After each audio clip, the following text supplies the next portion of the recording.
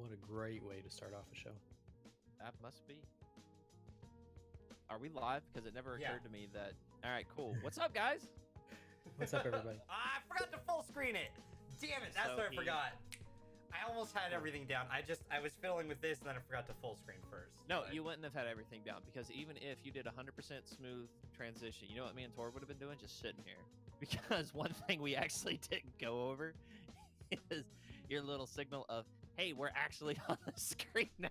Fair. If you see me over here, and then we'll figure it out. We're figuring it out because this is the first podcast that I've been the stream host, like the stream center for, that I've had the Go XLR for. That we. I'm also catching a bit of an echo, by the way. I don't know if that's showing up in the stream or not. I'm not hearing it, and I'm not seeing it pop up over there. So. You're not getting it either, Toarn? Weird. Nope. All right, whatever. If the stream's not hearing it, I don't give a shit. Guys, what's up? Thank you for tuning into another episode of Third Player Optional. I'm your host now, Caver J, newly christened as of last week. Credit to Toarn, who was also credit to Toarn for giving me that idea, and of course joined by the man himself, the producer for the past couple of episodes. We have DorkyDev. And the talent, Toarn, right here. And the talent, yeah.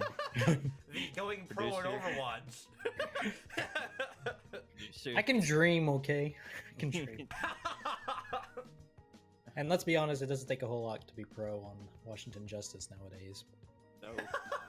I can say that because I'm a supporter. I'm a fan. Yeah, but I say, that is the thing. You know, as far as giving bullshit is concerned, you have the most right out of the three of us. So if you see me messing with stuff, sorry, I'm just trying to adjust the audio level so that you guys hear the music just in the background well, because it's fun. It's a process right now. I need to figure out what the perfect audio levels are, and I'll probably save it from there so that when we do stuff, I can just immediately switch. As far as audio goes, I realize I'm a fucking moron because you linked us the dashboard earlier. That's what I was hearing. Like in the Discord chat. That's what I was fucking hearing. Quality content, ladies and gentlemen.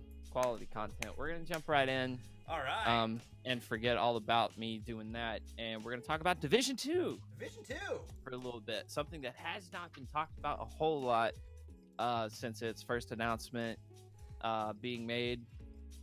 Bit of stuff to talk about it. The big article of note that I pulled, and this is just one of these. It's another one of these games, man, that throw out these ridiculous day one patch numbers. Wait, it's 90 gig patch.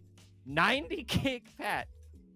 Wow, I'm glad if I play this, on I'm PlayStation not 4. playing this On on PlayStation 4. Fuck, 90 gig patch. 90 gigs. 90 space GB. Yeah, like that's a patch. That's not the game. That's the patch. Article says patch. Like it does linked say patch in the beginning. Video games take up a lot of space these days. How much is the base game? Like expect a 88 to 92 gigabyte download. So they have to rewrite the game overnight. I don't get it. Yeah, and the thing, it's only for PS4. From the crap that I'm reading from. Yeah, sounds like half that size. Sounds like they had people pre-install the wrong game. They were like, "Oh shit, we sent out Division 1. That's what everyone pre-installed." Honestly, though, like, can you imagine if it was something like that, like, or even like their next project, like the like yikes, yikes. But yeah, that's all I have to say to that. It's just 90 yikes. effing gigs, man. Because most games, like full-on games, aren't bigger than like 50 gigs nowadays, right? Yeah, that's about right. Like, so you got 50 gigs, and then at the most maybe 2 gig patch day one. Yeah, like something crazy like that. But it's just the only other thing I could think of is maybe like even the patch was fucked up. Like somehow there was a memory issue with the patch. You know how, like, there can be errors in your code which make you use more memory that you're supposed to. Right. See, and I honestly feel like, You know what I mean? if we're talking all seriousness,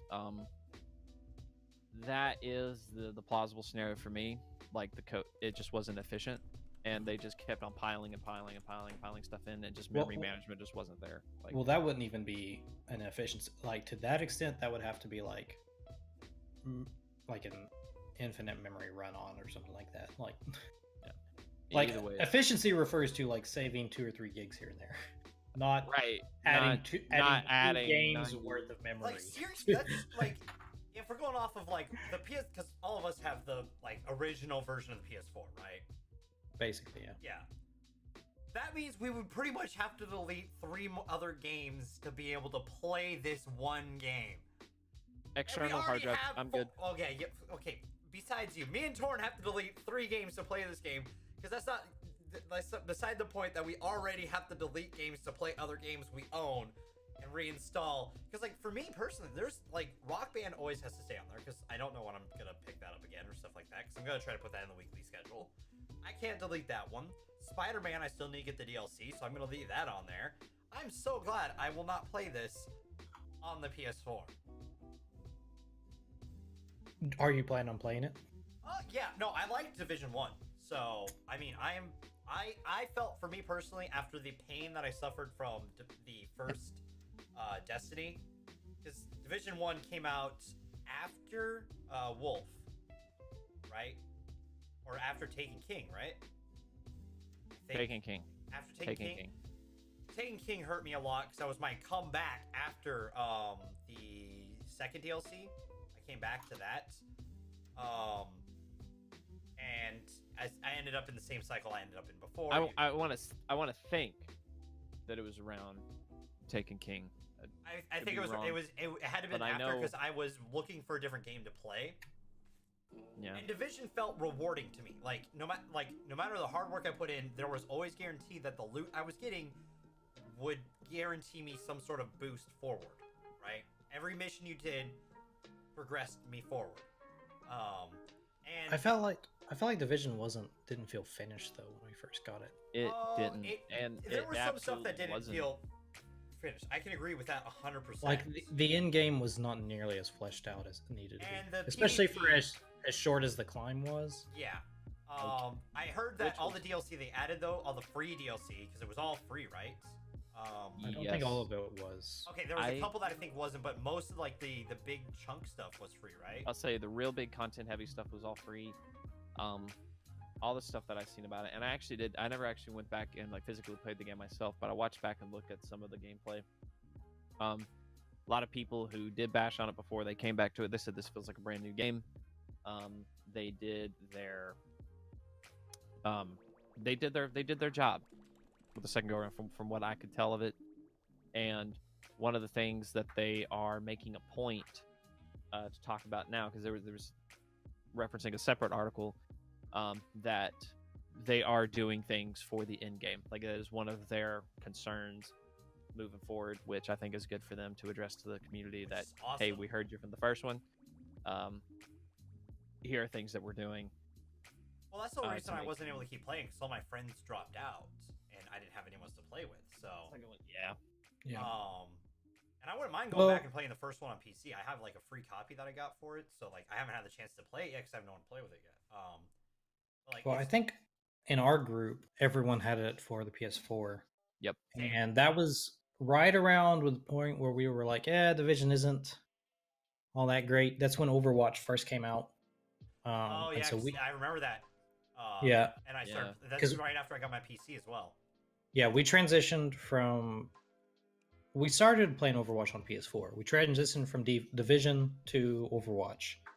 And then basically after that, everyone transitioned from console play. Overwatch.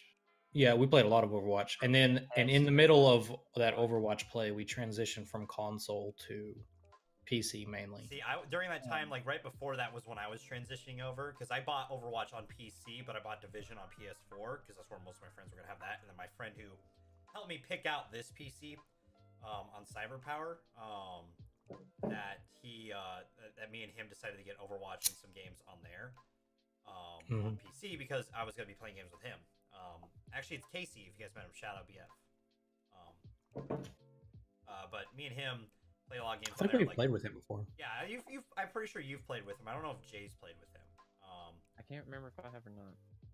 But me and him, like, he's the whole reason I have, like, he helped me pick out a decent PC to start with everything. Like, you know, a PC that will handle me streaming and playing games. So, and since then I've had, you know, tweaks and upgrades here and there, but yeah, I mean, that was my transition period. It was so funny when we first transitioned into Overwatch PC. I remember one of my biggest grievances, the grievance in general, was your play data didn't transfer over, and the only reason that any of us, namely me, gave a shit. Oh yeah, because some of the skins those we like, the Halloween skins. I know. I just got the Halloween Reaper skin. I was so sad. So sad. I worked so hard to get that Mercy skin, the witch skin on PS4. Right. And then we go over to PC, and because way back then I was a Mercy main. That's sad. It's such a terrible thing to say nowadays. But I couldn't headshot with shit back then. I'm sorry. Well, we were on console. Like, let's be real. Like, but well, it's like me. I can't go back to console. I'm like, I played a little bit of Apex on console. And it seems easier on console, but it's so much. Oh my god, the games in Overwatch are so much slower on console. Yeah, I think we went, me and Caver, and some other, and the others of the guys, we went back to console like maybe 2-3 times. It's like one hand's worth at the most, because every time we do it, we're like, hey man, let's like get drunk and play on PS4. We haven't done that in a while. Oh, and then we get on there. We're like, now we remember why we didn't do this. Well, cause here's the thing. Yeah, drunk Overwatch on PC is so much more enjoyable. But drunk Overwatch on console. Here's how you know when it's time to call it a night. When you're playing drunk Overwatch on console, is when you're going up against a quick play comp. This is back before hero limits were imposed. And that comp has 3 bastions. Started the game with 3 bastions, okay? And so then we're like, fuck it. We'll go Genji. This is me, Toarn, and Trav. We're thinking, we got this. No, not even a little bit. Like, these guys were straight line shooters, too. Like, if 1 in 5 we actually nailed the deflect right, we shred them immediately. We make them shred themselves. We still lost that. This was before people were smart enough to stop shooting when a Genji deflected. Yeah, this is how new the game still kind of was. And so then we were like, we need to call it a night, boys. we need to call this. But a night I mean, now. To gear us back, I probably will pick up Division after like a week or so when it comes out, just to make sure everything's running well and it's not games that we've run into recently. Right. So Dev is gonna buy. Caver, what's your standing on it? Wait and see. With a more than likely buy. Okay. Yeah, I'm gonna wait and see. More than likely buy. That's where I'm at. I am. So you're both. So all 3 of us are gonna be wait and sees. But I'm honestly probably leaning more towards not getting it. I enjoyed the first Division, but that was mostly from the social aspect. I no matter what we play, for the most part, I always enjoy gaming with my friends. But the gameplay in the Division didn't really impress me all that much. But I'm leaving it open for now. Okay, that's fair. I'll wait and let it change my mind if it ends up being the next big thing. But I don't see it being the next big thing, but I see it being a fun change of pace. That's the thing. I definitely. That's kind of where I'm at with it too. But again, time will tell. Which is a convenient segue to moving on to the next item on our list here. This is one that I'm very curious about, namely because I really liked this game, and it'll be interesting to see what story they take with it in the Netflix adaptation, which Dragon's Dogma is coming to Netflix as what is apparently an anime adaptation. I've never played it. Immediate thoughts from Toarn, because Toarn has played it. I haven't played Dragon's Dogma. Did you not? I thought you did. Oh man, dude. You got a little bit of a voice crack out of him with that too, by the way. Where's damn it, where's Trav when I need him, because he played a bunch of it. No. So yeah, so the basic premise behind Dragon's Dogma, then I guess for you two, just basic background. Your character is the story's main protagonist. Whoa! You play the main character in the game? This is Is groundbreaking. the main so you. I've I'm never so heard of a glad game you beat me doing that to before. that. I'm tired. Leave me alone. So the protagonist. All right, I was glancing at the article while I was trying to explain it. And We love you. so your guy gets his actual physical heart stolen by the dragon and becomes the Arisen. And it's essentially, this whole premise is about this loop, this cycle, where a dragon comes every so often, picks a champion, and then that champion either needs to kill the dragon or the dragon makes a deal with them. It's this loop, and you decide if you add to the loop or if you somehow manage to break it. The combat system is very hack and slash-esque with some abilities thrown in, and does it lean more the hack and slash, like, because from just looking at the image there, it pulls up some Dark Soul vibe for me. It's got a little bit of Dark Soulsy vibe to it because it is a lot of the fights are very mechanics heavy. Like, you need to know what your enemy's gonna do, because there are certain things, like certain things that are unblockable that you need to watch out for. So a lot of dodging, rolling. The most fun mechanics were the grapple and climb mechanics. Based on your character's size, you could actually grapple smaller enemies, or on like really big enemies like the dragon, you could actually climb up their leg, up the side, and actually do that a lot. And it's party-based combat. You are followed by a group of no more than 3 what are called pawns, which you make your own custom pawn. This was pretty cool back in the day. You make your own custom pawn, which stays with you throughout the whole story, and then you can select 2 others from the community. Like, the other 2 pawns you select, besides some default ones, are ones that other people have made. That's cool. And you can actually, and so when you trade out the pawns, because, like, the pawns won't gain level past what you recruit them at, except for your pawn. And so you occasionally need to trade them out. But you essentially be like, you can send rewards back with the pawn and with a note saying, hey, this pawn was really helpful. You give them points for style, effectiveness in combat, that kind of thing. So it had this nice little community aspect. That's actually really cool. Yeah, it is really cool. Here's the problem. Story, very convoluted. Very convoluted story. Okay, can I say it actually is a chore to try to play all the quests in chronological order to try to, like, keep up with the story. Because quests that seem like side quests can actually affect the main to a large extent. Then I will say, since you guys haven't checked it out, but I watched I'm almost finished with season 2. It's really short, but I should finish it. I'm only like 2-3 episodes away. But I started watching the Castlevania anime on Netflix, and I find it enjoyable personally. I don't know a whole lot of the Castlevania story other than that it is convoluted at some points, a little bit. Like, it goes a little bit out there. It's definitely, like, it's condensed down and seems to know what it needs to be. Like, it takes from the source material while being unique to itself from what it looks like, at least. Which, in my opinion, if it's a story like that, is kind of what you need to do. So it is a fun game, and I don't mean to be too negative on Dragon's Dogma here, but that's kind of what it needs to turn into with this anime, because it's really easy to stay true to yourself if you're the only one of your kind that did that, which Dragon's Dogma kind of was. Yeah. And the story was very difficult to follow in the game.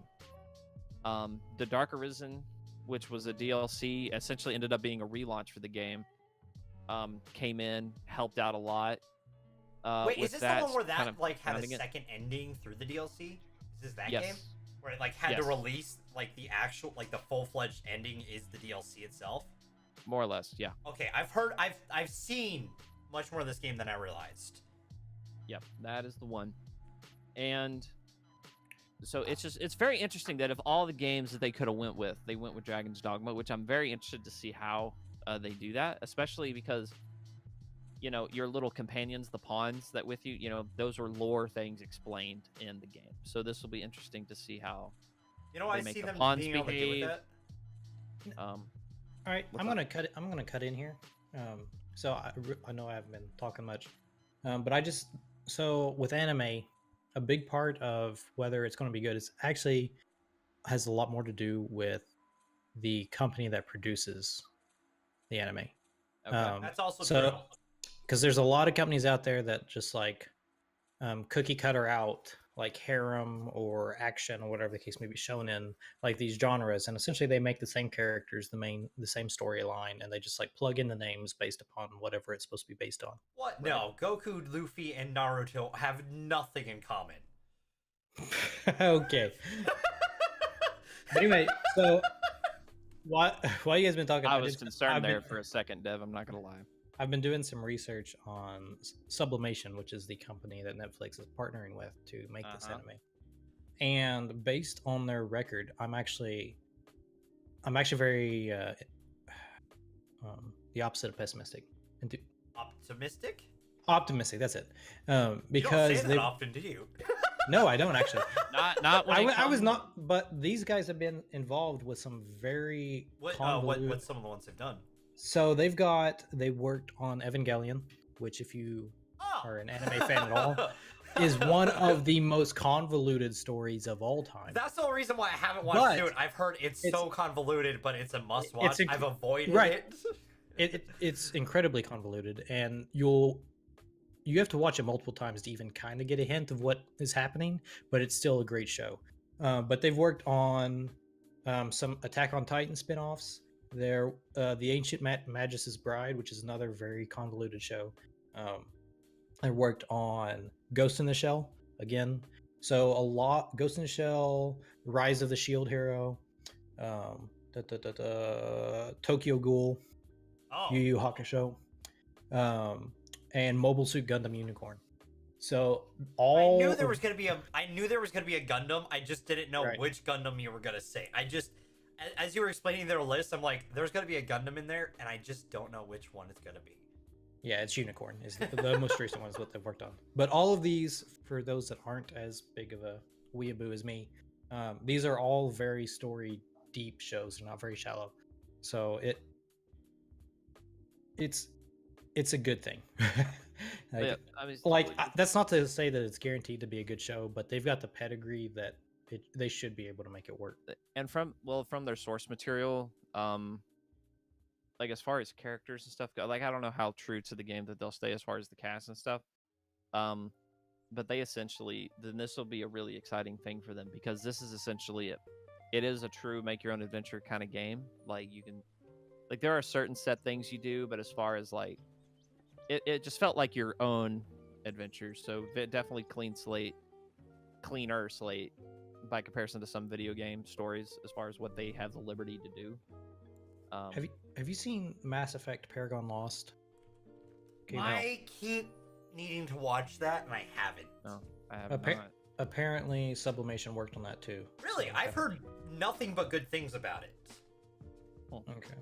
So, my friend has literally told me... Before we went live, I was playing some Salem real quick with my friend, who I haven't had the chance to play that with for a while. But he's, for the last, I want to say 7 years, has been telling me to watch that. I have it technically on my PS3 sitting there, ready for me to watch whenever I choose to. I just haven't gotten around to it. So I guess by default, that should be my homework, I guess, is watch that.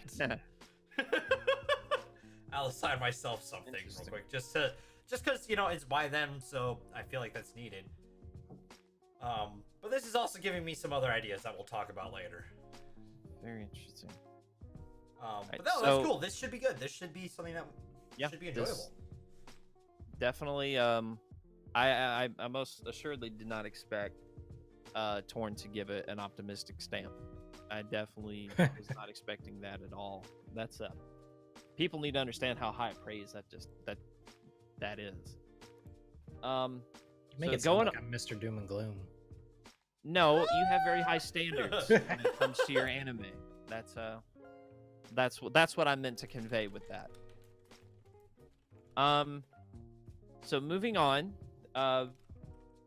going back to actual game news, talking about Dying Light 2, which has a release date sometime this year. Sometime this year. Not sometime this year. It has a date. We don't know what it is, but no, I tried. I actually spent a good chunk of today trying to find the stupid date, and it's actually not listed anywhere yet, at least to my knowledge. But Techland, who has developed the game, has essentially led with this in the article, saying that Dying Light 2 has so much content you'll need to play it multiple times to see everything. Well, didn't we during E3, you and me watched the trailer for it when it came out. Yeah, we saw like multiple variations on the city itself. Oh yeah, no, there's multiple outs. This was already stated. You know, this is all very much explained at the conference that it debuted. But still, though, it's always, to me, I always find it very exciting when a developer goes out, like, that's one of the points that they bother mentioning, that, hey, this has a lot of stuff in it, and it will require multiple playthroughs. Now, I'm both excited for that and hating it at the same time. This is for another point. Where do you get the time to play through it multiple times? Right. Exactly. And it's just that, but let me get in my negative Toarnism here. Isn't that kind of the standard nowadays? So if you're going to build like an open world RPG, I don't see replayability as a good thing. I see that as like a requirement, basic functionality. Okay, I will counter that with depends on how you do it. Like Skyrim and stuff like that, multiple replays because you have like different classes and stuff you can choose. But with like a game open world like Assassin's Creed and stuff like that, I don't know about multiple go-throughs because you want to collect that's Assassin's Creed. Assassin's Creed should definitely be replayable. So a good Assassin, not all of these follow that, but a good Assassin's Creed game should allow you multiple routes to accomplish your missions. Yep, that's fair. But I would say 2 doesn't really do that, but I would say 2 is probably my favorite of the series. No, 2 again, does that. 2 absolutely does it. I mean, in fact, I would argue 2 is the prime example of that. 2 is their standard. Yeah, 2 they should use as their standard. There were others that did follow it. There were others that didn't. But 2 gave you the entire spectrum of if you wanted to go full stealth or full Rambo, and everything in between. I was more saying like mission playout wise. Like when you play through it, there's not a lot of like, there isn't different things that happen based on what you like. There isn't different consequences for your actions essentially. While Dying Light, you'll have different cities entirely pretty much because of how you play. Like the entire landscape will change from what it looks like. Yeah, no, it absolutely will. Now, one of the things that the reason why this article should excite a lot of people from who were fans of the first Dying Light, because I most certainly was. But there were certain key points in this story that absolutely pissed me off. Because what they did was they almost set it up like, hey, you were going to get to make a decision, and then the decision was made for you. I remember seeing that. I watched my friend play through this, and he got to that point. There are multiple points. There are multiple points to where there were so many opportunities. I saw the one towards the end. Yeah, that one and several others. Not only did the end of the game feel rushed, but you didn't have the multiple outs, which is the biggest complaint I believe Dying Light ever had. Was people were always like, I so wish that I could have made this decision here, that decision there, all this different stuff.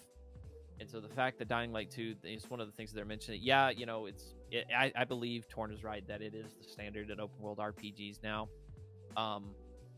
But the fact that the first Dying Light didn't have that, and now you're gonna get the same. You're essentially gonna get a template of a lot of the same fun that you had in the first game, plus essentially the RPG elements and elements of choice that should have been there in the first one that weren't. And the fact that they essentially swung for the fences on the choice and the multiple outs thing, to me, makes the game more exciting. And in my opinion, they did have they've had the core down, and so going further in another avenue, because from what I saw and got to play around with a little bit, the gameplay is actually pretty fun. Like being able to run across zombie heads, like the movement felt pretty fluid, the combat felt relatively fluid. It felt like they had the core stuff down, which if it's the first game in the series, you want to have that done, and then go all out with something else and see if it works, which seems to be what they're doing. Yeah, no, absolutely. And they crushed it with the parkour. They absolutely, that is probably the most fun I ever had in a long time, like playing a new game.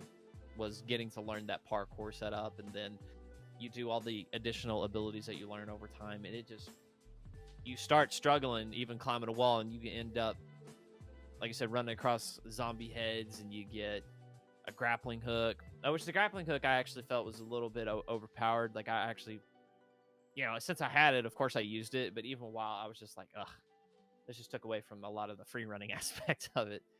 But yeah, so it's still good. This will be a definite get for me. This game will, like hands down get. This might come back to bite me. I certainly hope not. I don't care. It will. I think it Anthem will. bitch It will be a so. get. It will be a get. I know. Ooh. So no, he's right though. I mean, true fact is, Jay can fix his track record. fact is fact though. Like that's a sore subject. It is. It really is. Well, I mean, like we've all had some of those that I was a get with 76. I mean, we've all had those track records where we like that is a definite, and then we fall for 76 is your own damn fault, man. Yeah, I'm sorry, but if you had tuned into the show, I was given like weekly warnings against Fallout 76. What was so funny, we would meet up and would make a point. It's like, let's not talk about 76 just to give us something different to talk about. I'll bring it up. This ugly rabbit hole we went down every week. And it's already out, and if we're not careful, we're gonna go back down it again. Hey, we're not going down the rabbit hole right now. I'm just saying that we have things that we go, we've hit some rabbit holes before, or Absolutely. some wait and see, or no, Dev. What's your? I'll be a wait and see because I didn't get the vote. chance to play the first one really. I got to play around with the first one, but I didn't own it, so I didn't get to really play it. But it's definitely on my radar, especially if I'll have friends to play it with. From what it sounds like. Is it multiplayer? Yeah, the first one was. It should be. Hang on.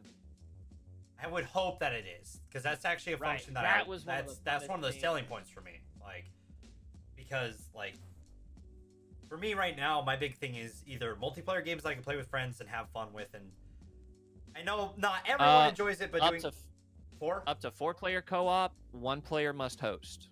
Okay. So they're doing the same thing they were doing with because it's still the same company that did Dead Island, right? Same studio. Because that's the game they were part of that, right? Is that Techland? I think Techland was part of Dead Island. I think it was Techland and Deep Silver when Dead Island came out. Yeah, Techland was part of them. Okay. But the hosting thing is key because the player whose story you're jumping in is gonna drive things. Yeah. On. Yeah. All right. Well, that looks fun. So Dev's gonna hold off. What about you, Caper? You're total buying. Yeah. Totally buying it. So mine was actually going to be a dodge, up until that last statement, till we found out it was multiplayer. So mine's going to be a wait at this point. This isn't the kind of thing that I would normally get for myself, but to kind of hark back to what I said earlier, there's always good content to be had when you're playing with friends. So exactly. Right, and I'll tell you what, I played I played co-op with our buddy Bread. I think I played it some with Trav as well, and oh my gosh, ridiculous amount of fun. I've seen the multiplayer being a lot of fun. So, oh my gosh, if we do it, like I feel it'd be a fun one for us to play. So, Cool. so Alright, what's next? So well, the next next one's is one a that Dev huge found. one. It's Dev not was really that I excited found. about It's this more that it was dropped today, and everyone's like, "All right, cool." Or was it? It was either dropped today or dropped yesterday. I think it dropped today. No, it dropped yesterday. Okay, so big news is the Master Chief Collection is coming to PC on Steam and the Microsoft Store. And So- what is all in the Master Chief I collection? believe again? it's the first 4 games, not Reach. It's all of Master Chief's. I think it's. Oh, it knows it does. It got you got 1, 2, 3 ODSD and 3, and then 4. The only one not in there is it's also got. It's gonna feature Reach on this one actually. Never mind, because the first time they did it, they didn't have Reach on there. Which I'll be honest, Reach is my personal favorite. All right, say again which games are included. 1, got- 2, 3. 1, 2, 3, ODSD, 4, and Reach. Oh, wow. On Okay. that. So it's going to be available on the Xbox So the store good for ones. Microsoft and for Steam.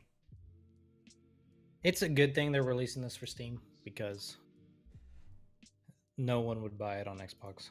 Well, that's the thing. Like I've bought games on their Microsoft store. It is a pain in the fucking ass. No, what I mean is everyone who has an Xbox would buy this, but no one has an Xbox. Oh, that's So- fair. Well, I mean, I'll say this: if you have an Xbox and you buy it, I would suggest you buy it digitally because this will probably be one of the ones that you can play on both, where you can transfer it over, like they've had with other games, where you can just play anywhere, as they call it. So And it does include Combat Evolved, Halo 1, right? yeah, it's Halo 1 Combat Evolved Anniversary Edition, Halo 2 Anniversary Edition, Halo Reach, Halo 3 ODSD Campaign, and Halo 4. See, now that it's on everything PC, but that might fun. actually be worth it to me. Plus, it'll include all their if- multiplayers. See, because nostalgia factor, like most people I know, their nostalgia with Halo is on Xbox, and I get that. And I played 3 and 4 a lot on Xbox, but I spent so much time in my childhood playing Combat Evolved on PC, like LAN parties. That was like and Caver was a part of that. That was amazing. I would be all over. Well, and then also the thing I thought about is like, especially because it's got Reach, like all of us having our own custom Spartans hanging out playing Reach all the way through, like. That's true, yeah, because Reach's storyline was co-op. It was. It was Yeah. 4-player co-op. Like the first 2 are 2-player co-op, and then 3 onward is 4-player co-op. Yeah, I was about to say, I don't think Reach. I'm pretty sure they all have co-op to an extent. They all have co-op. It's just that 1 and 2 were only 2-player co-op. They weren't full-on 4-player co-op.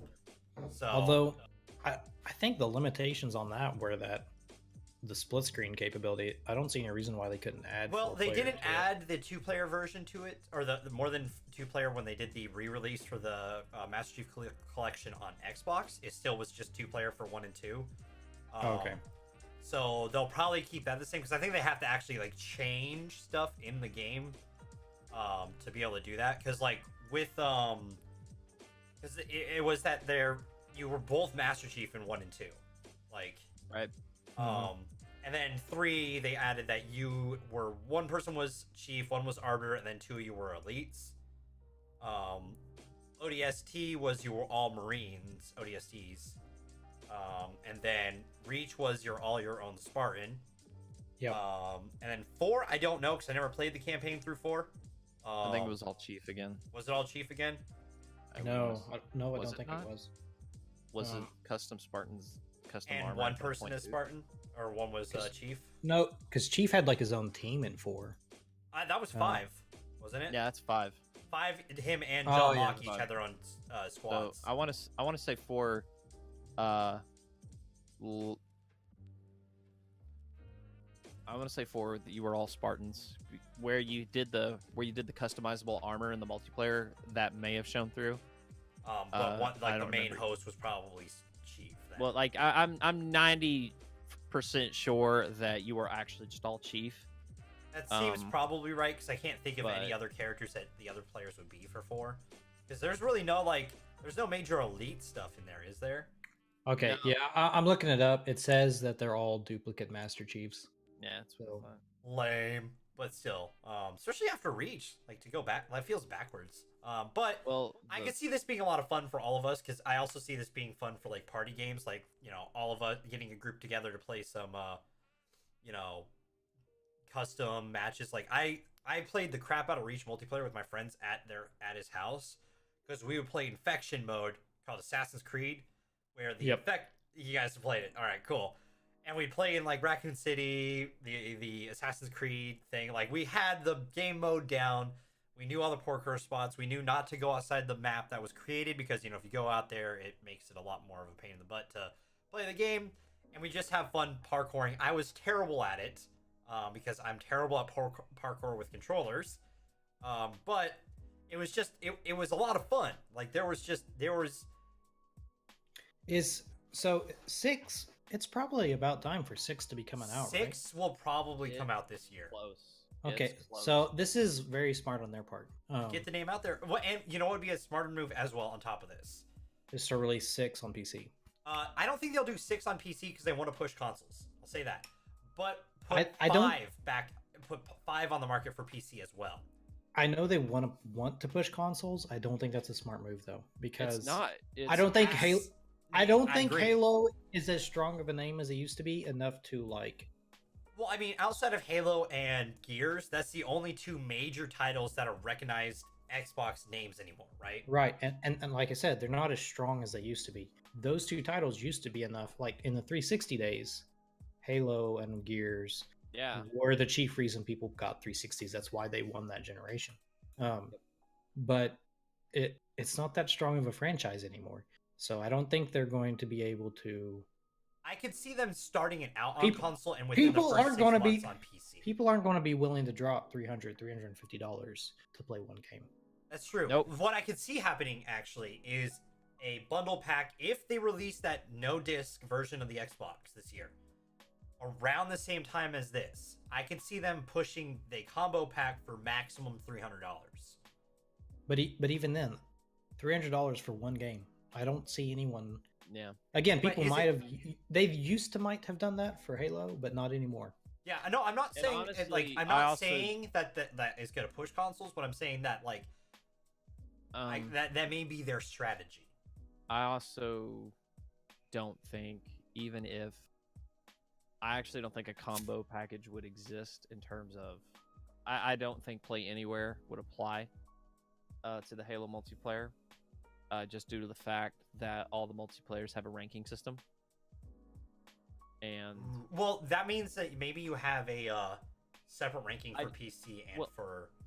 they might, if they do console. it that way, then that would make sense. I just don't see them going through the trouble. Yeah, because then you could easily rank up in console and then switch over to PC and face, or vice versa. I'll say that vice versa, that like rank up in PC because you can actually aim with a mouse. True. Well, it depends on. Yeah, it depends on Or if if you they know would, you're if they gonna would be top- actually. It depends on if they would actually queue PC players up against Xbox players. No, they're not going to. I I don't don't think see they them doing would, that. I'm but seeing more like changing the ranking system for both. Like, Well, like going your through the profile changing. rankings gave you access to different armor and stuff, Yeah. and so it was all about the unlockables and stuff and what you got. And I think your progress will obviously advance differently on PC versus console. And I think that's just enough of a thing because it's all about that's all affecting you, like cosmetics, really. But even still, that's progress. I don't see them because Overwatch could have done that as well.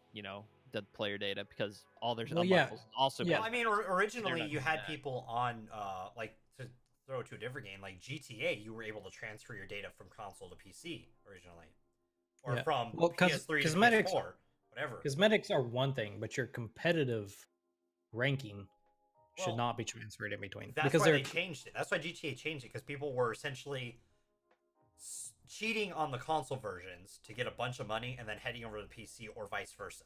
Like whatever they wanted, whatever their base was going to be, they were essentially using on a different one and then transferring that profile data over to the other one. yeah. So, but we'll just see how it goes. Yeah. It's a smart move to release this though before 6 comes out. Get the name out there again. Get people's nostalgia veins going. It's probably smart they don't include 5 and make 5 a separate thing entirely from it for the people who really want to play 5. But because I've actually never played 5, and I haven't either. So, and I think Caver did the same thing if I remember correctly. When What's 5 that? came out, I just spent like 3 days watching Let's Plays of it I don't even do that. so I could get the story. So I know the story of 5. I watched all of it. I didn't feel any real I didn't even do need that. or desire to play through it myself. I didn't feel like that's the thing too. It's like, you know, it was kind of hyped for me a little bit, and then, you know, when it finally came out, I had other stuff going on and other stuff to catch my attention that I could actually play, that I wanted to play. And honestly, my interest for 5 just fell by the wayside, really, which kind of proves what you said earlier, that it's just not as strong a name anymore, even for guys who grew up with it. Yeah, it's not a must-have. It was the thing is like It's really not. Can you imagine someone from like the thousands decade saying that they like didn't feel like, or said that they kind of skipped Halo and claimed to be a gamer? Like, I mean, obviously there were people that didn't play Halo, but that was like saying you never played Pokemon, or well, yeah, you that's never the thing. pl- Like me, I or didn't you never have an pl- Xbox, or you never but pl- I made sure or you I never- played okay. Halo. So right, or you never let's be played Call careful. of Duty 4. Let's be careful with the never play Pokemon talk, because we already got one guy in this chat that I played never played Red and Pokemon Blue. though. I did. Okay, I didn't have the fucking console Didn't to play play Red. that. I don't care. Didn't play the originals. Yeah, but it's a game that lets any generation join because there's newer ones that come out every year, which means it's always going to be the like passed down through the generations. That's the beauty of Pokemon. I think I did too. But my point being is that the original Halos 1, 2, and 3, through the first 3, the original trilogy, those were iconic. They were pillars of the gaming industry. 4 and onwards hasn't. I mean, they're still great games. Like, I don't think anyone can argue that they're bad games. Yep. But they're not required classics. They aren't the Charles Dickensons of gaming. That the 4 first was a little rocky even when it first came out, you know, because it's still back. Well, 4 because I would say it's like the new Star Wars movies. Like, there was a good ending to the end of Halo 3. And a reboot, while a lot of people were calling for it, wasn't really required. You know what I mean? Like, when Halo 4 came out, everyone was like, "Oh, I thought we were done. I thought we were gonna like let this sit in the Hall of Fame." And that's the thing. Like, I felt Reach was the good end to the series because it was a prequel. It didn't touch what was already done before. It gave you more. It gave you a story that you had heard about, but told like you got to experience it, which is like to parallel it with Star Wars was like Rogue One. Like, Rogue One was a story you heard about, but it was really cool to actually see it. And I feel like it's honestly the best out of movies so far made. Yeah, I would actually agree with that. Rogue One was a great movie. And the idea that it's based off one line. It really is. In the original movie, one line in A New Hope is the basis for that entire movie. And that's essentially what Reach was based off of too. Yeah, but they're not destroying the universe like they kind of are with these new movies and new games and stuff. They're just fleshing out the one that's already there. Well, and the thing too is, I feel like since Bungie left, and to do with other things, and that and 343, not that they're bad at the games, like they do develop good, like the Halo games they've made aren't bad. It's just they're not what came before, which is a problem for the people who want what came before, because you're never gonna quite get that, and that's the problem. Like, people don't understand. Now that we've talked about it, the parallels between Star Wars and Halo franchises, now that you brought it up, are scarily similar. With the fact that like you're not gonna get what came before, it's gonna be different. Yeah, good and but bad. I mean, There's a lot of those that are like that. Like Well, yeah. Call of Duty is an extreme comparison. Like Call of Duty 4, Call of Duty Modern Warfare, Modern Warfare 2, Modern Warfare 3 were great games. No, I feel like 3 was It's- definitely a lower than 2, but it wasn't bad. Right. It still wasn't. It wasn't this like grinding engine of capitalism that Call of Duty has become since then. Which we can talk about more in a little bit. Yeah. Maybe. But Did I so get that? like I think you did. I don't think Halo or Star Wars for that matter have gotten to like that end of things. Well, funny you talk about that real quick. I'll just throw it in there. There was a video I was watching by Inside Gaming talking about the fact that Activision turned down a new IP. I didn't see what it was, just because they want to do Call of Duty yearly. They said pretty much they only want to do Call of Duty right now, which for Activision is no surprise at this point. No. So See, here's what we as like, and to say that we're influencers is a stretch, but like influencers in general need to like have an active campaign of not only like saying that Call of Duty is a bad game, but like encouraging people to not buy it. Because the only reason they keep doing this is because we keep falling for it. the problem is people like us or people much bigger than us aren't going to reach the casual market, which is what Call of Duty is just thrown into. The casual market for gaming is where Call of Duty thrives, and it's not going to change. Well, see, I think we can reach the casual market. We just need a campaign the size of like subscribe to PewDiePie. Yo, can you imagine if But- PewDiePie said don't buy the next Call of Duty? They would Exactly. plummet. Exactly. That's just we need like every prominent person in media, in Well, internet okay, but media I'll to say start being this. like, I'll say this. dodge Call of Duty. I'll say this. There's hope for the Call of Duty franchise. I'll say this. Because like, not to say that it like Black Ops 4 wasn't terrible. The multiplayer felt much more like Call of Duty-er than, ones before it.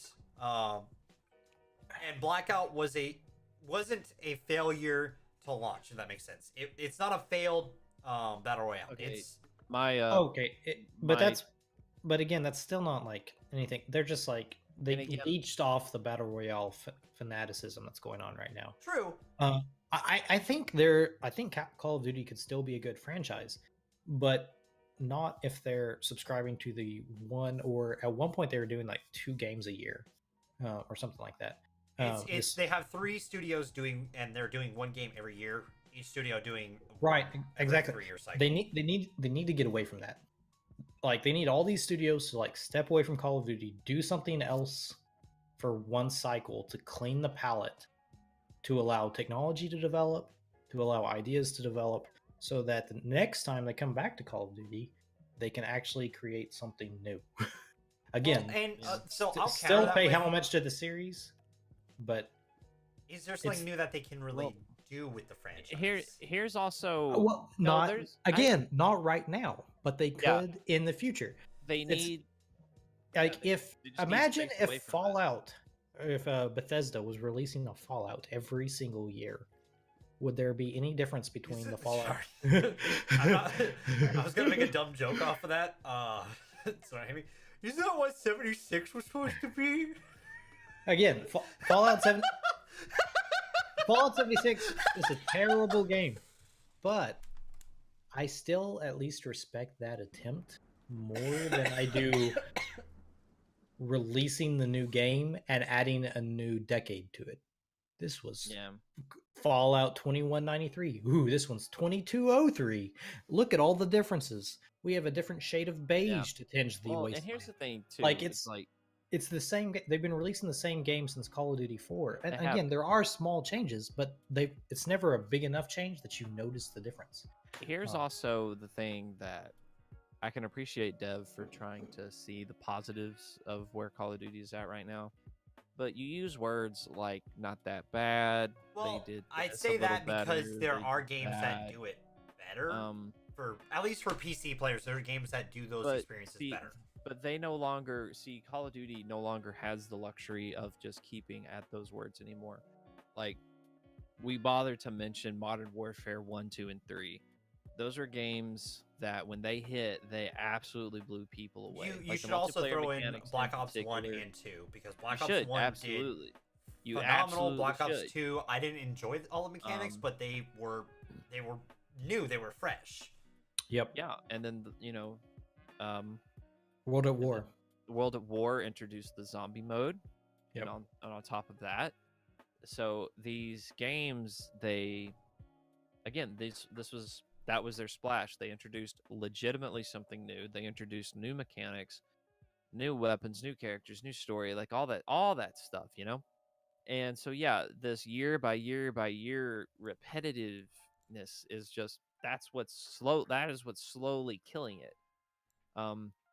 Maybe from a immediate business standpoint, you're not going to see much death to it, but give it enough time. And as I was just kind of talking to Chasing in the chat, if this pattern holds, yeah, like I think also Chasing see called this it. Like as them. Activision's going to go down. Well, I mean, they're already. If we've talked about it a couple weeks ago, or a few weeks ago, with the split, with Bungie leaving and the fact that their stocks plummeted. Yeah, after, and that was last week. They haven't truly recovered from that yet. No, they haven't. And what's funny is I was reading. I subscribed to Game Informer, and I was reading the March issue earlier, and it was talking. There's the good and bad, the ugly section they always do. Yeah, and I love that section. In the good, it was good. The good was talking about how Bungie was split from Activision. It was so funny the way that this particular little excerpt was written. Oh no, he froze right during that. That's so unfortunate. I don't know if it's from my end or if it's his end. No. Is it my end? Hold on. Uh-oh. Hold on a second, guys.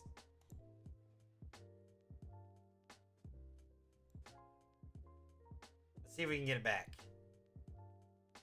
Did Discord just die on us?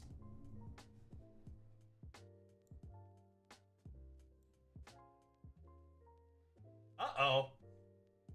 Hey, there we go. Discord's back. Okay, Discord you sure? completely died on me there for some reason. I was like wondering, the call dude, completely died. And I couldn't test if it was just you frozen or if it was both of you, because Toarn wasn't there. Sorry, man. Well, I was watching you, and my first reaction was, "Wow, he's listening very intently," and then it's like, "No, I completely he's frozen not." for you too? Yeah. Okay, so I think it might have been across the board. But my call never ended. Like you're the one who left. Maybe it just needed to. I don't know. It was weird. That was a weird moment. But you were saying about the good, the bad, the ugly. So in the good, it said that the Bungie was splitting with Activision, and that it was saying that Activision said that Destiny wasn't performing up to expectations, and that the split might be good for both parties involved. All of these had to have been said prior to the stocks taking a nosedive, though, because one party has benefited more from this than the other, and that is Bungie coming out ahead here. Oh, they made themselves look like they have a harder road in terms of they got a little bit more to lacking in financial backing out front maybe, but I think they'll make that happen. I don't think that's really anything. If they're smart, that's going to be nothing long term that they got to worry about. Well, and the other thing too is the Destiny franchise still has Bungie itself still has enough good grace that people will try out Destiny 3. Yep. That's a given. We will probably try out Destiny 3. That's just a given.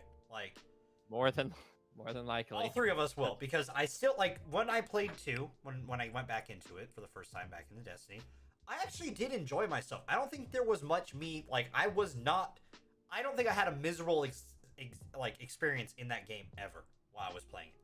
It was just that it didn't have you hit that point where there wasn't much more you could do was the problem. There wasn't so we've talked about this before. There wasn't a wow factor to Destiny 2.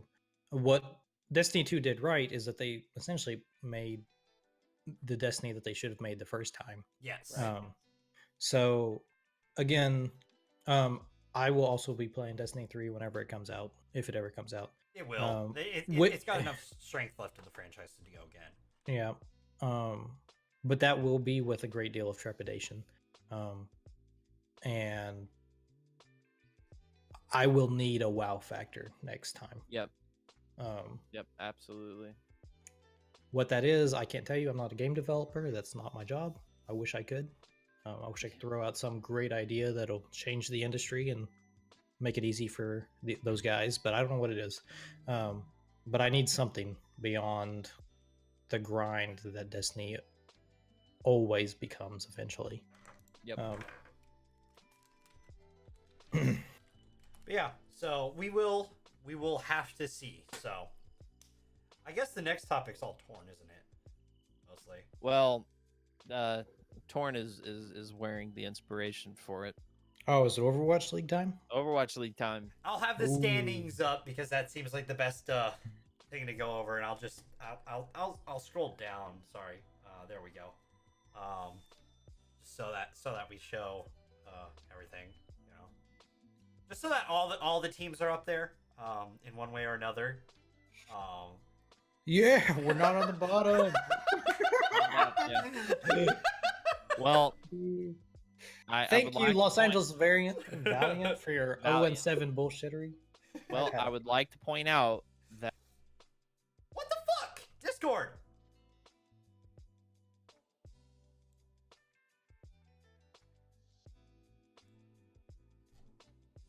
I don't know what's going on with Discord. Hold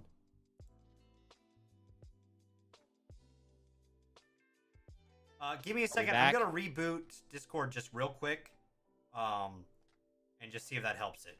So, give me just a moment. I'll put us on the opening screen for right now as well too. Okay, give me just a second, guys. Sorry about this.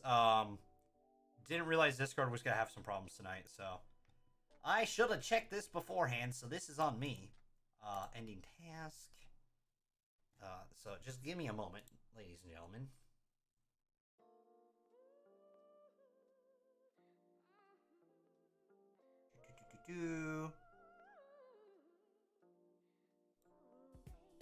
Let me just make sure all of this is going to work.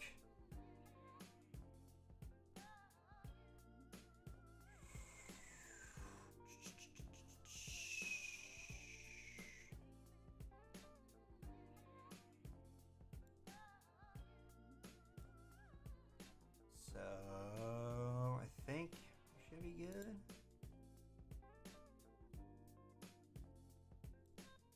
Okay. See it pop up.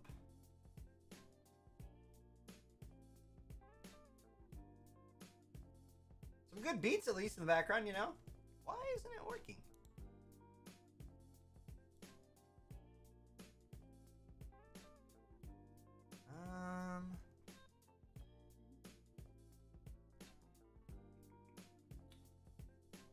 Uh-oh. That's not good.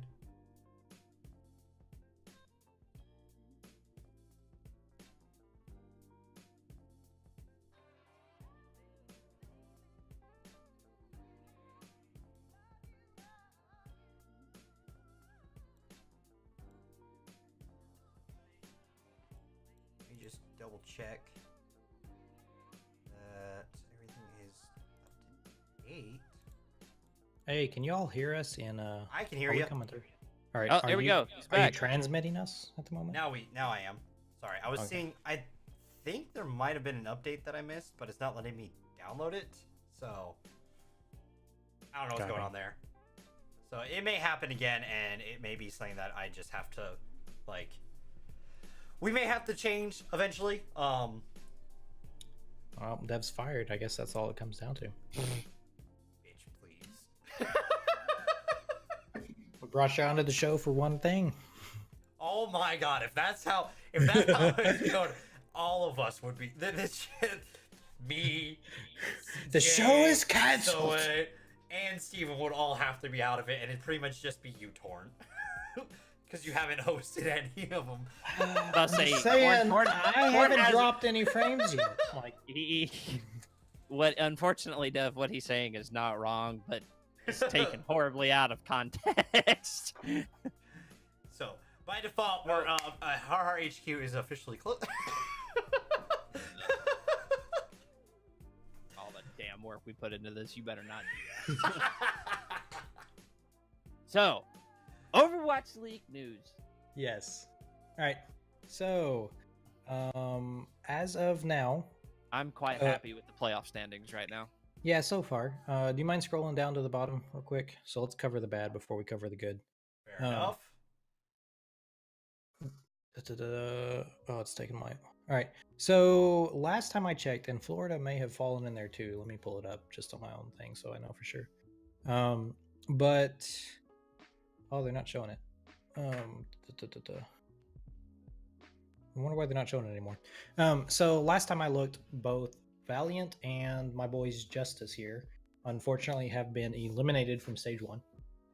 Neither teams have a chance to make it to the playoffs. Florida is. I want to say I want to say once you get 5 losses, you're guaranteed to be eliminated from the playoffs, if I remember correctly. So I think Florida's in there too. But there's a lot of other teams that are probably pretty close. I know Excel has guaranteed themselves a spot in the playoffs, and I want to say the Titans have done that as well. Yeah. Like Yeah, right now, they're Excel and both Titans there. are 1 and 2. So They're both there. Yeah. They're I didn't even realize Vancouver was that high. And you guys told me to follow Vancouver, so I guess I'm following a good team. Yeah, Vancouver and Excel are both undefeated, as you can see by the standings. A lot of people are looking forward to when they play. I don't think they play regular season this stage. They may play during the playoffs. But that's a match that everyone's looking forward to. There are 2 matches that everyone's looking forward to: Excel versus the Titans, and Justice versus Valiant, because Like one has to win at that point. one team has to lose during Excel and Titans, and one team has to win between Justice and Valiant. So I know because I've checked, as a Justice fan, I've checked. Justice and Valiant do not play each other during stage 1. They might have played during playoffs if either team had been anywhere near making playoffs, but they're not going to. So I'd have to look. I'm pretty sure they do play each other during stage 2, so that'll be interesting to see which is the first truly unwinnable team. Well, isn't stage 1 mostly like the coasts facing off against each other, like inter-coastal league, or do they face each other? Like No. Well, because there's what is it? Hold on. So there are 2 divisions. So there's the Atlantic Division and the Pacific Division. And essentially what it comes down to is which ocean each team is close to. So like East Coast US and Europe make up the Atlantic Division. Right. And then Asia and West Coast US make up, Pacific. and Canada make up the Pacific Division. But they... Shouldn't Canada be in both?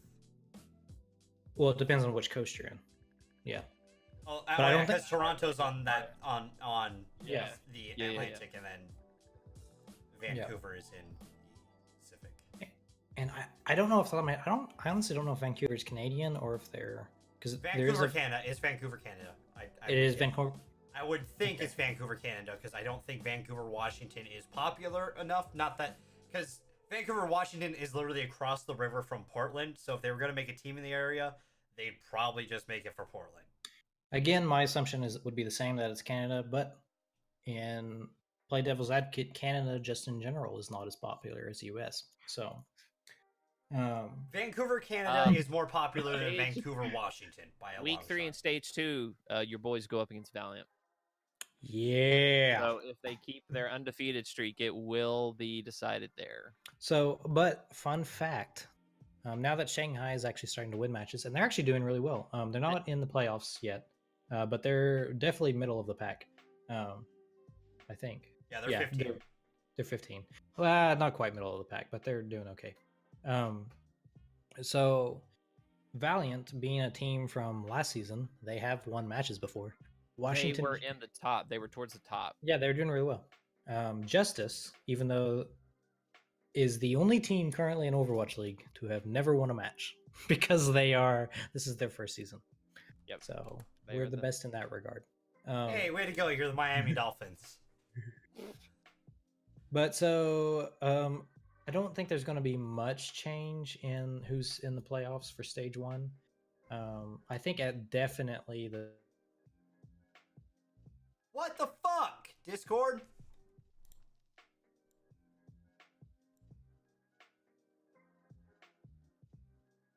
I don't know what's going on with Discord now. This is my fault, guys. I'm sorry.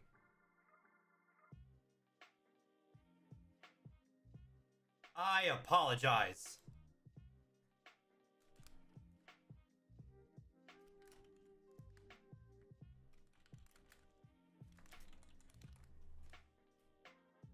This is my only way to communicate with them right now.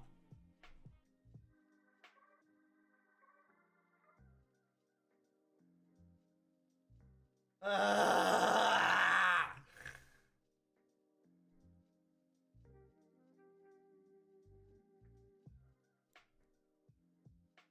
no way for me to update this, is there?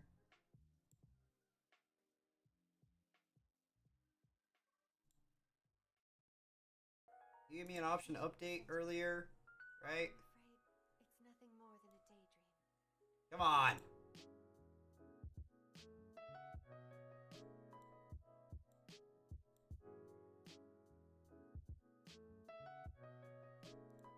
I'm sorry. I'm so sorry.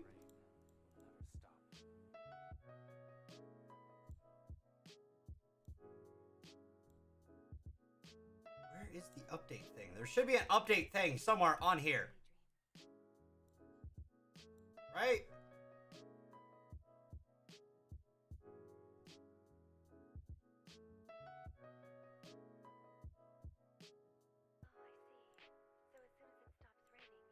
Where's the updates? Like, where's the most recent updates on here? Of course you have a hockey stick. You're Canadian.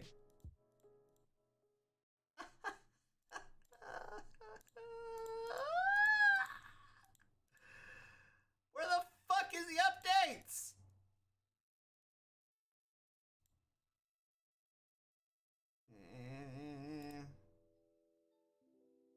I'm trying to figure this out. I'm so sorry, guys, because we have some other stories we wanted to go over.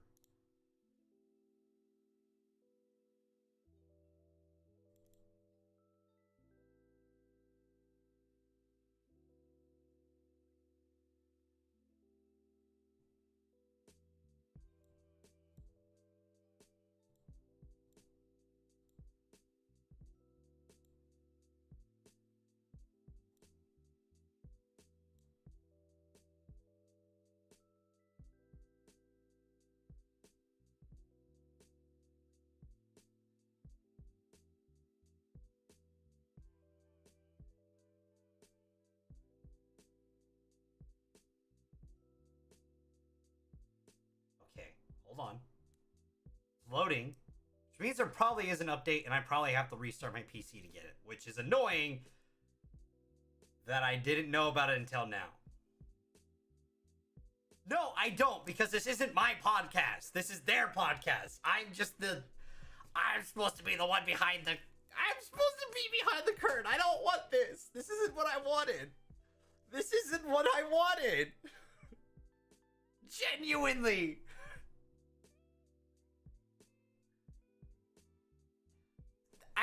I'm the one hosting the stream because Jay's PC isn't as consistent.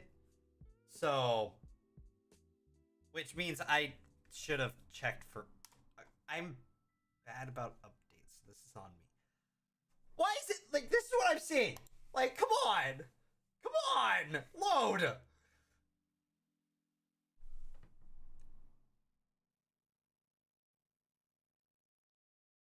No, no one do that. God damn it.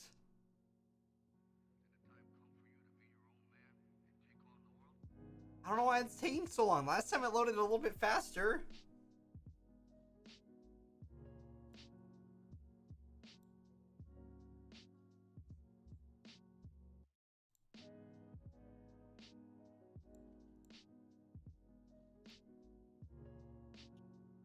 Oh, hey, it connected as soon as I switched to US West. So,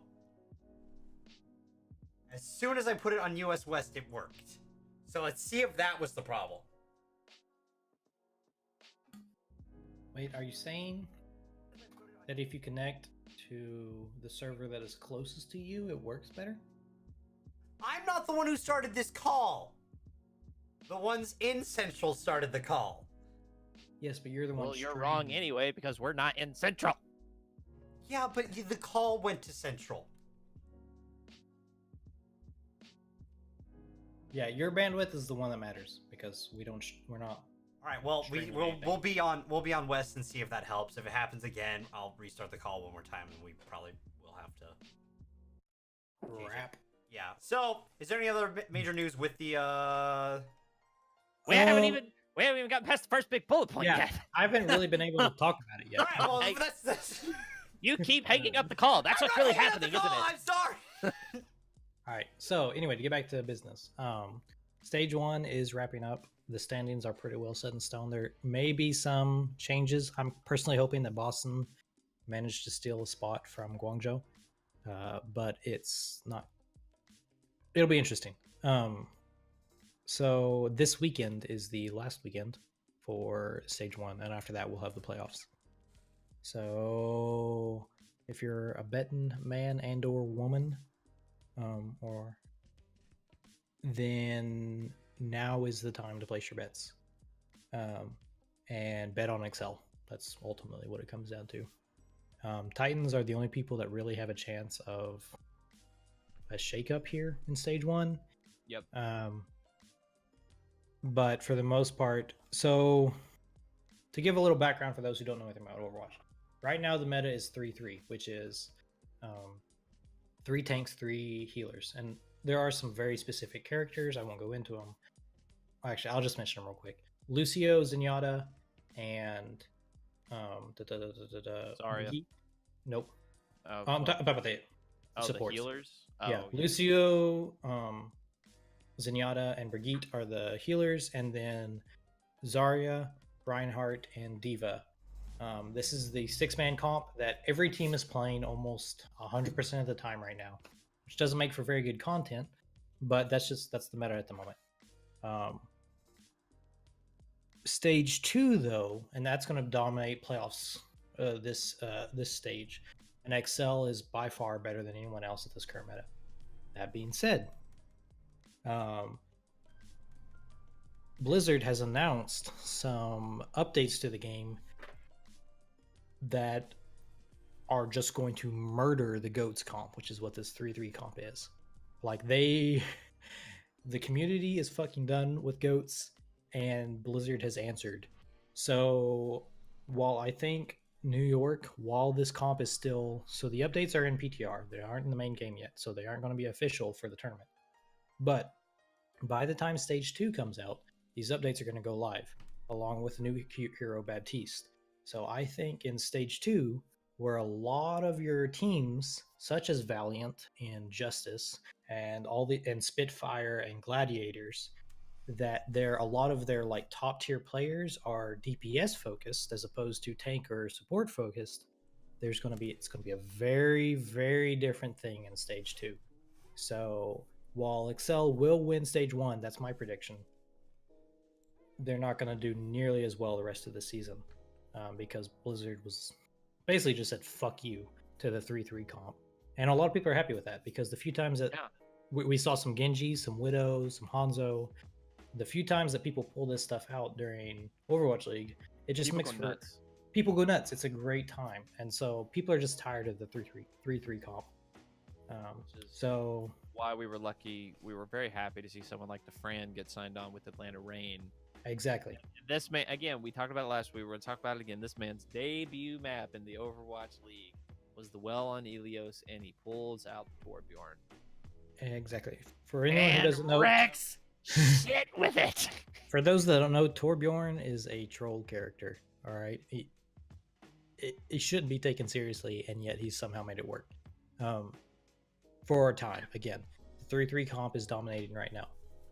But so, long story short, Excel's going to win stage 1, and then after that, they're screwed because they haven't invested in proper DPS heroes, proper DPS players.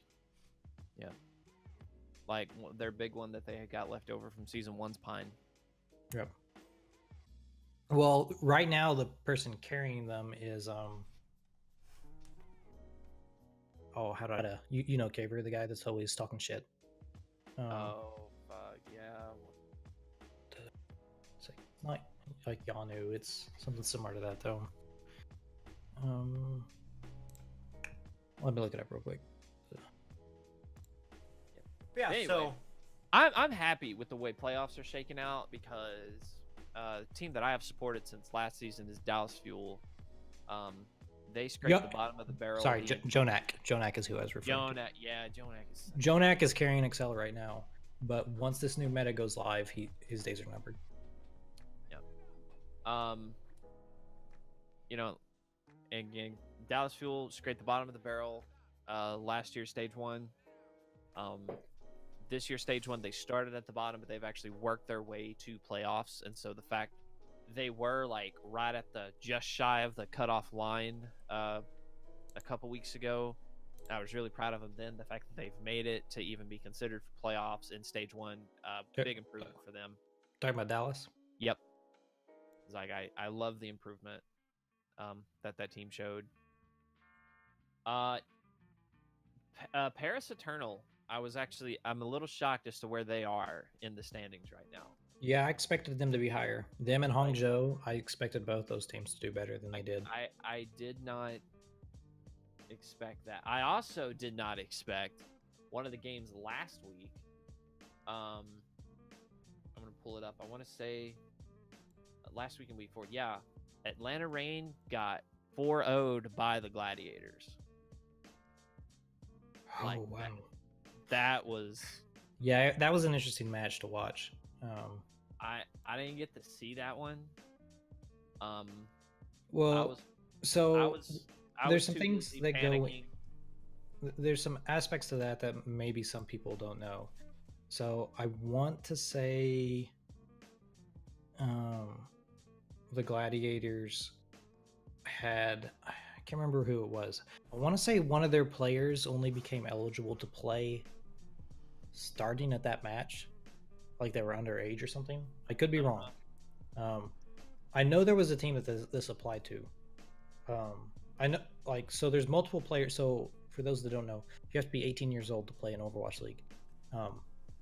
But there are multiple players that were and are signed to different teams being underage, and they're just waiting for their birthday to become eligible to actually play. So for Justice, for example, Stratus is not able to play, is a new player for Justice that falls into that category. He's been signed to Justice for a long time, but he wasn't eligible until he reached his birthday a couple of weeks ago. And I want to say the same thing happened to Gladiators. Either that or maybe they switched someone off. But I know they changed up. I'm pretty sure they changed up their roster before this match with Atlanta, and somehow, and because a lot of people were talking about it, and that's what ultimately resulted in the. So while they didn't do that good this stage, they got middle of the pack. I think next stage, when their roster is more permanent and more what it's going to be, I think we can expect better things from them. Yeah. To go with some of the stuff that Shaz also talking about, Haz brings up DPSs for Excelsior as well. In the game. Yes. So there is that as well.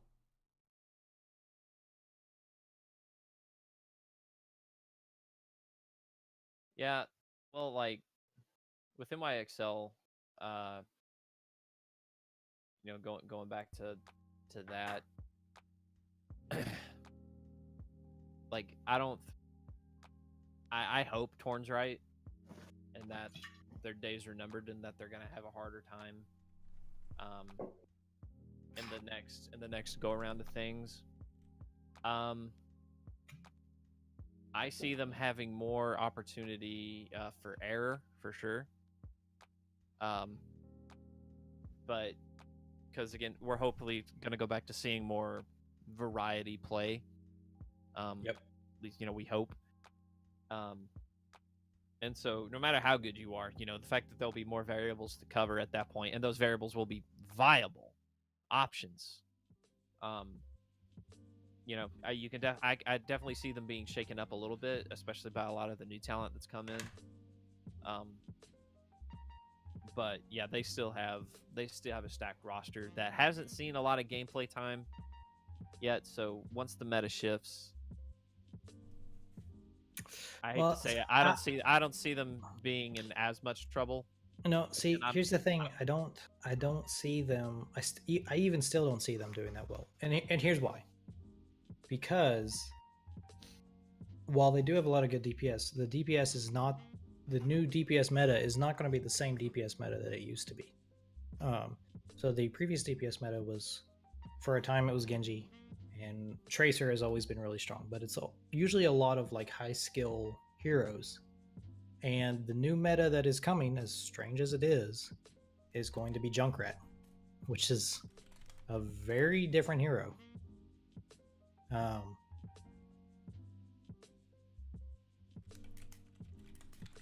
With a lot of that, that is true, I guess, in the sense of MYXL from season 1, you didn't see them pull out a lot of projectile. No. Guys, I think. Well, you didn't see many teams at all pull out projectile because it wasn't really viable in season 1. Yeah. Oh. But it was pulled out occasionally. Even has been pulled out occasionally during the current season, even now. Mostly just Pharah. Yeah, there's been some Pharah. But Genji is technically projectile, but he's Genji is a little different. However, and speaking of just the character, I actually want to talk about a team that I am going to support solely due to the fact that they have actually played multiple times and have not stuck to goats. And Chengdu? Yes, and they've actually kind of made it work. Like, they're not in the. Well, here's the thing. I'm aware they're not in the playoffs. I don't even care. But the fact of the matter is that, like, it has been some of the funnest games to watch. Like, yes, with them, exactly. Like, it has been some of the funnest games. I support them solely for that. Like, Well, that's like watching a team like in any sport because they make it entertaining is part of why people enjoy watching something. Like, as a Seattle sports fan, I'm used to that because my teams have always tried to make them at least somewhat entertaining games, even when they're absolute shit. So I can appreciate that. Yeah, well, Chengdu is they're just, and a lot of people talk about this. They're not, well, I started to say they're not very good at Goats comp, but their last match against, who was it they played against? I want to say, I don't want to say wrong, but whoever their last match was, they actually kind of dominated them in a 3-3 fight. But Chengdu, typically, they don't do that well in 3-3, and they're okay with that. They don't try and force it for the most of the time. And they just have their own game that they like to play, and they don't mind playing that. Again, it hasn't worked well for them as far as standings go. No. But from an entertainment standpoint, it's really good. Not only because we get to see other heroes come out from Chengdu, but because the teams they play usually end up pulling out something other than 3-3 as well to counter.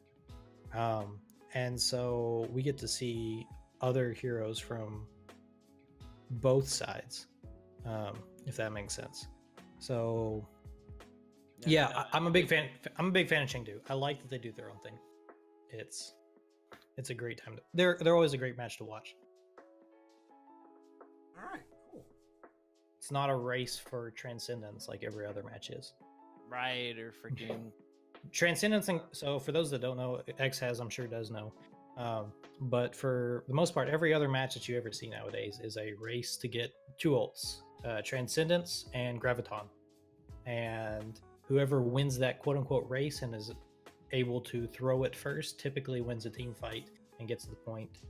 And that's what it comes down to. There's the exception of a really good Diva Bomb or something like that. But for the most part, that's how the game is. And it's kind of boring to watch for the most part. Yep. Well, I hopefully we can make it a little bit more entertaining for everyone then. Yep. And speaking of, I actually, and relating to the absolute thrill of seeing other characters brought out, gonna jump away from Overwatch League for a minute, talk about contenders. Guys finally starting to catch up into some of these guys for a little bit, and a team that has caught me by surprise was Mayhem Academy. So I've actually not paid a whole lot of attention to contenders. So I haven't either, and so I was just kind of just looking around, and then I see these guys, and yeah, they will run the 3-3, but like down in contenders, like a little more variety is a lot more common right now. Okay, so yeah, And- I will. I have watched contenders. Again, I'm not familiar with the teams. I just kind of throw it up when I've got nothing else going on. But I do notice that you see typical climbing the rakes competitive comps much more in contenders than you do in. So I'm assuming Mayhem Academy is Florida's like minor league team. More or less, yeah. Okay. And they got some talent in there. Like it's a good, like I don't pull for Florida like in the Overwatch League or anything, but Mayhem Academy is a fun group to watch. Considering their standings, it's probably a good thing you're not pulling for them right now. Right. But Right. Well, I just never pulled for them, like, period. Yeah. But yeah, totally. So next bit of news. If you've I will played, agree, has for sure. If you've played Apex, you've known about the fact that cheaters have become more common recently. And it happens with most games. But they've talked about it. They're working on Respawn. They're working on fixing the issue. They're very vague about what they're doing, but that's also because they don't want to give cheaters the ability to know what's coming, which is the smart thing to do. Because you want to make sure that the cheaters don't have the full idea of what you're planning, you know? Because if you reveal everything, they'll just prepare for it and find a way around. Because there will always be a cheater in a game. Let's be honest. It's destined. People will find a way around it. The plan is to prevent the core group. Like, you want to prevent like 90% of people when they play. You want to prevent 90% of the time you play from seeing a hacker, if not more. You know what I mean? Like, you want to have an above 90% ratio of your audience not running into a hacker. So odds are we'll see a huge anti-cheat patch in a couple months, similar to what happened with Fortnite beforehand. And since that, we haven't really seen a lot of hackers in Fortnite as commonly. All right, talk quickly, because the last time he left, your stuff started going haywire. I noticed. There was a moment of lag too, which I don't think is gonna happen again, but whatever. Knocking on wood. But so they're working on just trying to prevent the hacker issue. So my opinion is I haven't run into them yet, but I've seen so many clips of it recently, and I've seen so many like actual streamers who are trying to go into like scrims and, you know, competitive Apex using it, that it's definitely a problem right now for them. And as long as they nip it in the butt and don't pull a PUBG, I think that they'll come out fine. Because the reason why I stopped playing PUBG was because of hackers. Like, I was running into a hacker every single day I was on there. Like, it was bad. So as long as they can nip this in the butt, you know, I say 2-month window, you work out what your plan for it, get rid of the core mass of them, and then, you know, focus on the little moments of cheaters, because they're going to add the report button as well. Apparently that wasn't in there beforehand. So they're adding that. They're setting up the walls now. So I feel it's a good step. Interesting to me that if nothing else, a report button like wasn't there. No, before. that's honestly surprising. But again, they've done other games, like they've done Titanfall 1 and 2. Hacking, it was a much smaller group playing those games, and the first one entirely was just on Xbox, which you're less likely to run into hackers on console compared to PC, because PC is just easier to mod.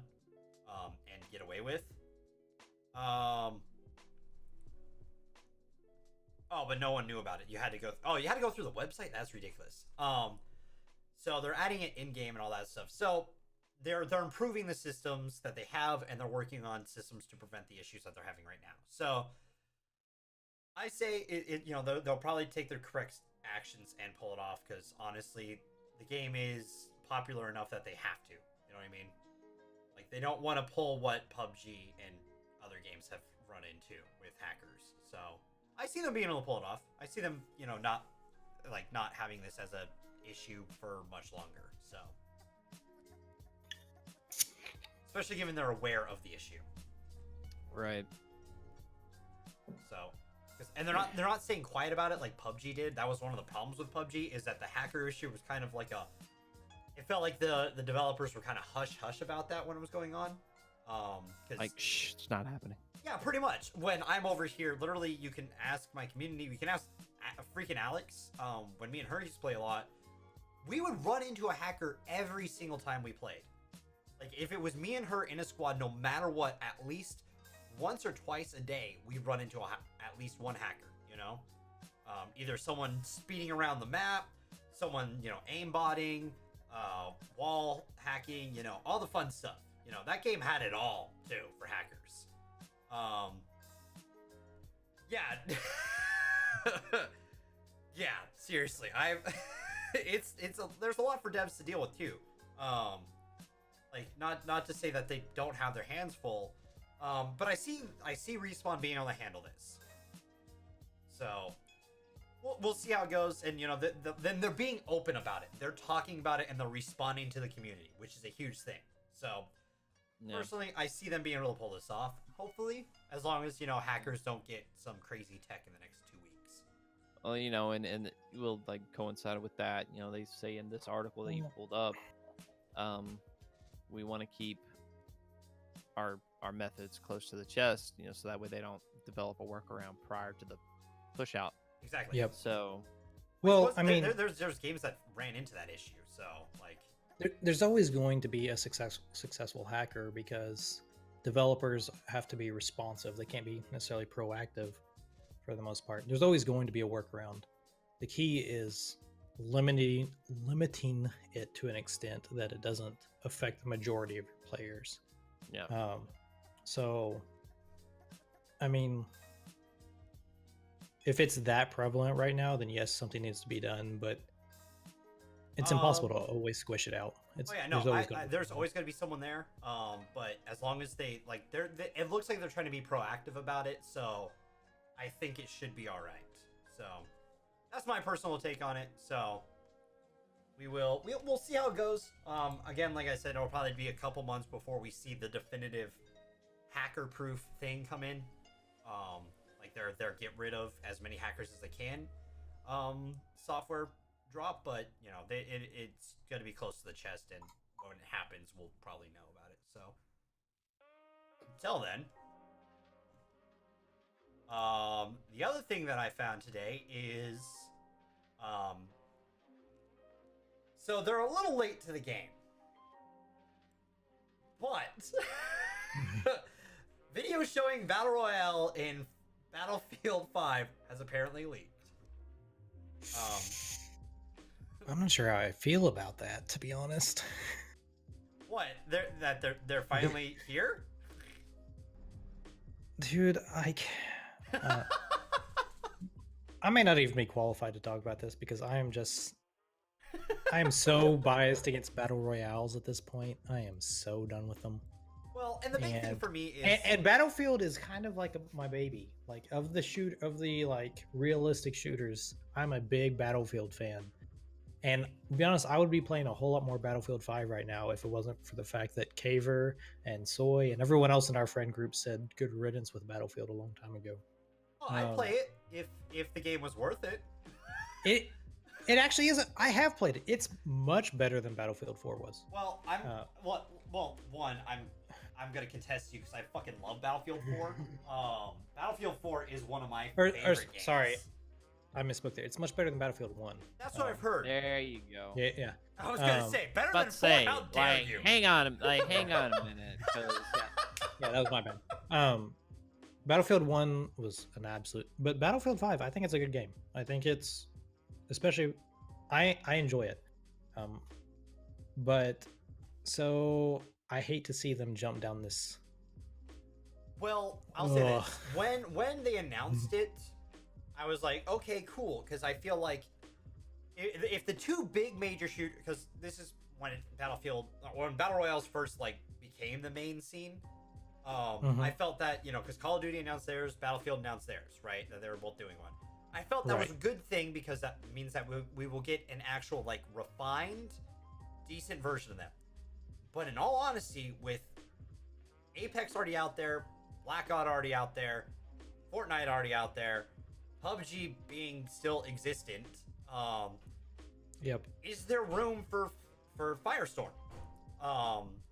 Or have they missed that window? Because, like, the thing with Firestorm is I was looking at like this. Call of Duty was going to be the more fast-paced version, while Firestorm was going to be the much more, like, kind of drawn-out, like, an advanced PUBG, essentially, is how I looked at it. Like, a refined PUBG, just in World War II.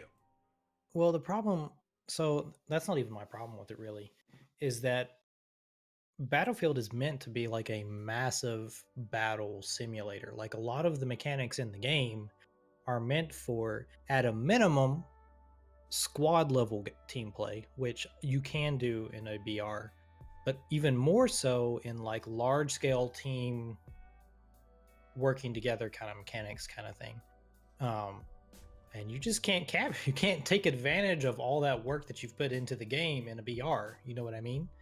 Like, the mechanics just aren't there for it. Call of Duty is very much a run and gun, carry your team kind of game, which is why it kind of makes sense that it can be worked into a BR. Again, it's not really built for that, but it works. Battlefield, by definition, is built to punish people that play by themselves. That's true. Well, and so that's why I see, like, I can see them being like, that's why I felt like they could be like a PUBG style, because in PUBG, if you don't work with your squad, you were punished. You know what I mean? In squads. But I don't see them being able to do this as like a solos mode to this version, because, again, like you said, Battlefield's not made for solos. No. It's made for communication and working together. And so once the rumblings of this was taking place, I recall us briefly actually talking about it. Because it was at And the E3 subject- that you and me talked about. You, me, and Steven talked about And the this too. subject of the potential of vehicles was brought up. And that really alone kills any sort of hope or joy with this being a BR and working out well. Well, that's vehicles are a huge part of Battlefield. Like, Yeah. infantry gameplay is only half of the game. Sure. Right. So vehicle play is what separates it from all the other shooters. And so you are either going to go to one of two extremes. So the way the vehicles work nowadays, for anyone that's ever played Battlefield 5, in order for them to actually be viable in a combat situation, you have to have an entire squad of people working together to make the vehicle work. Yep. Which, again, that kind of idea kind of does work for a BR, but typically if someone is doing that, if they're actually using all 4 people to get a vehicle to work well, it takes a lot more than 4 people to bring that vehicle down. So once a good team working squad gets into a vehicle, other multiple squads will need to like team up to take it out, and that's a little broken. So you can either do that or you can nerf them. Which then why is the point of getting them? Exactly. Then what's the point? So it's just a mechanic that doesn't really work well. So like in proper BF5 gameplay, they're limited. Not every squad has a tank. There's only like 1 or 2 tanks per team with teams of like 60 people. And so you can dedicate 10 to 20 players to take out a single tank because the enemy team only has like 1 or 2 tanks. You can't do that in a VR. So that kind of stuff would have to be. And I feel like if you have tanks, you're creating essentially a giant bullseye on you as well. Yeah. So it's a very I don't think it. Again, it's probably doable, but I think they would have to basically rebuild the game, and I don't. And Well, like we were saying enough earlier, I don't think there's enough of a market to do that much work. Well, and that's the thing. Like, is that why it's taken so long for this to come out? Because the game launched last year. Yeah. Like, and we thought this would be in the game at least first 2 months of it. Because they talked such a game with it, and then the fact that Apex out of nowhere has come out before this, just like it doesn't give enough steam to it. The game's already underperforming what people said, like what they wanted, and partially because it doesn't have one of the core things that was promised with it. So, is it enough to make people buy a game that's already underperforming and competing with some bigger, better performing titles? Who knows? So it's desperation. That's what it comes down to. Jay, your face says it all on that one. Well, I mean, it's that face that says, I should try to argue this, but really can't. Well, I think we've talked about whenever this came up, like it's just been it's kind of dead on arrival at this point, right? Yeah, Battlefield 5 is a great game for the genre of game that it is. The problem is that genre is not winning right now. And trying to force it into a genre that it's not it will end poorly. Is a Hail Mary. I mean, I don't want to say it's definitely not going to work out well, mate.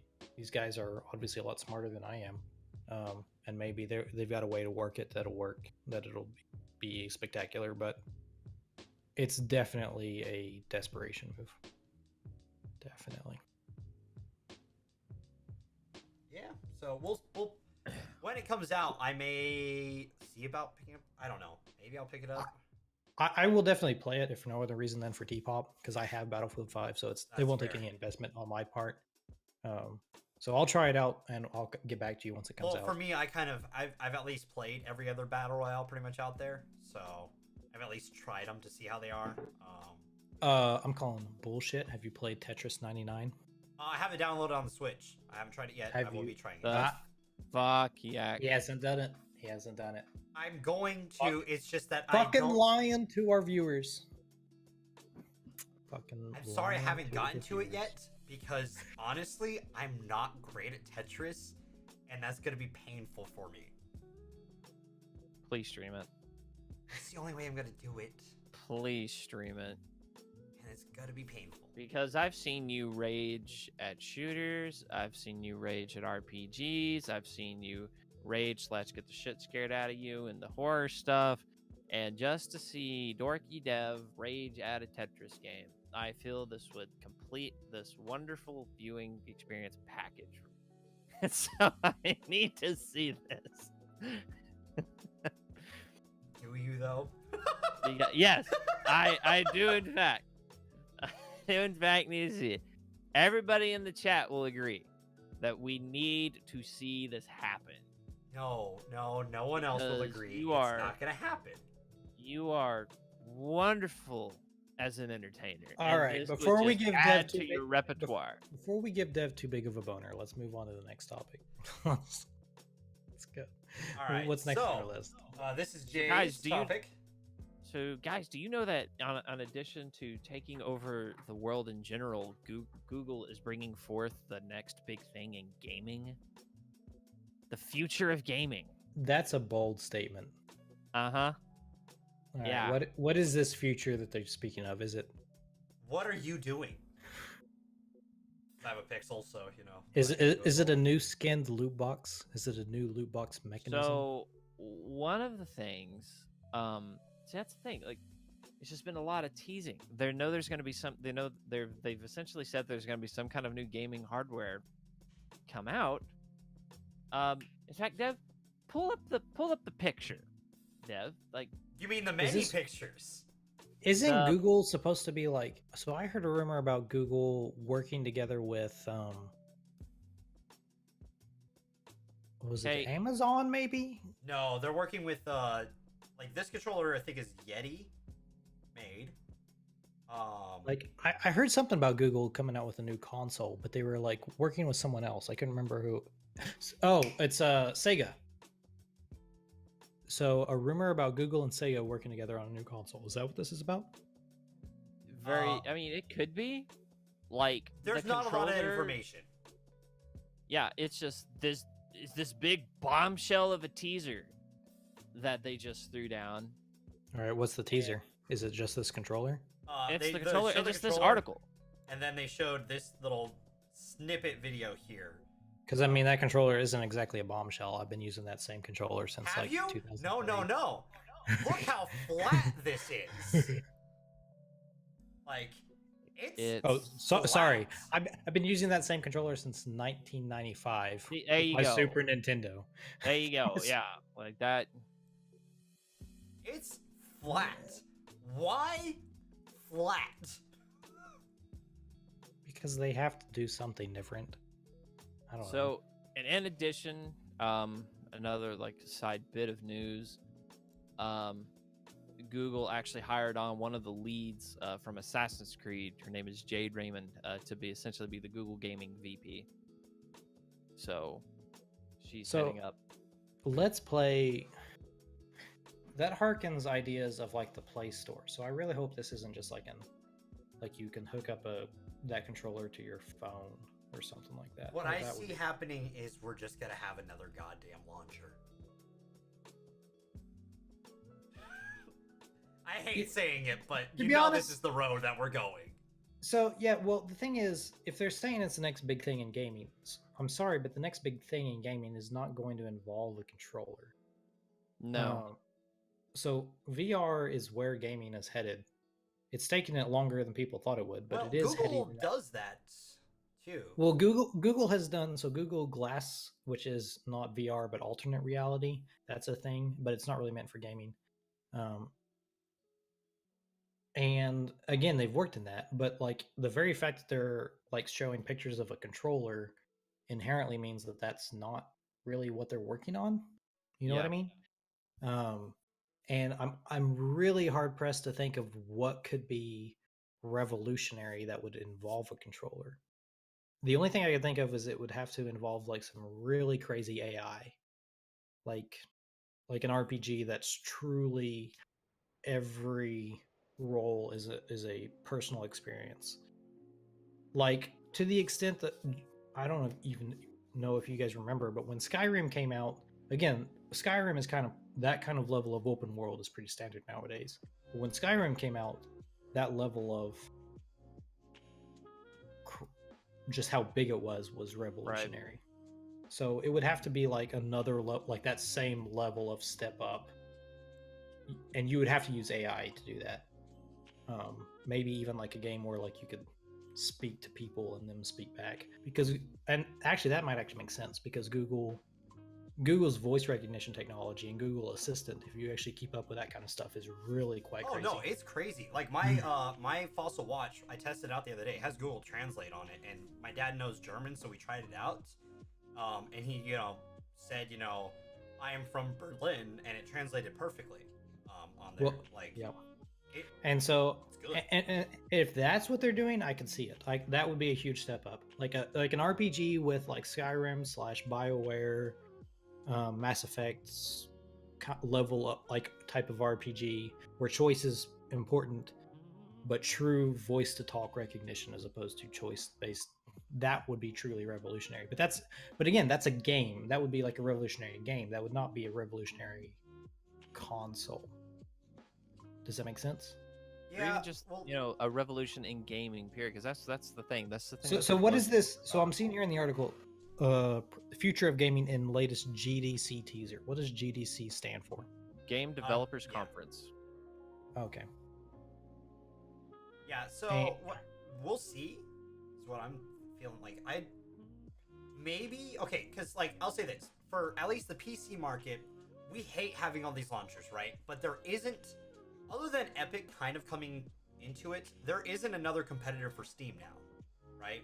It's just until Epic came along and was like, "Hey, we're gonna do this," and Or Origin is Well, technically, Origin, yeah. but they're in the same way that like Washington Justice is a competitor with Excel. But well, Yeah. I look at more as Origin as like the Uplay launcher because I it's thought just we were it's done there. with that. it felt relevant. Okay, I'm sorry. Fair. But like, because like, there's a lot of like those other launchers just feel like extra at this point. Like you need them to play certain games, but you Mhm. don't want them. You know what I mean?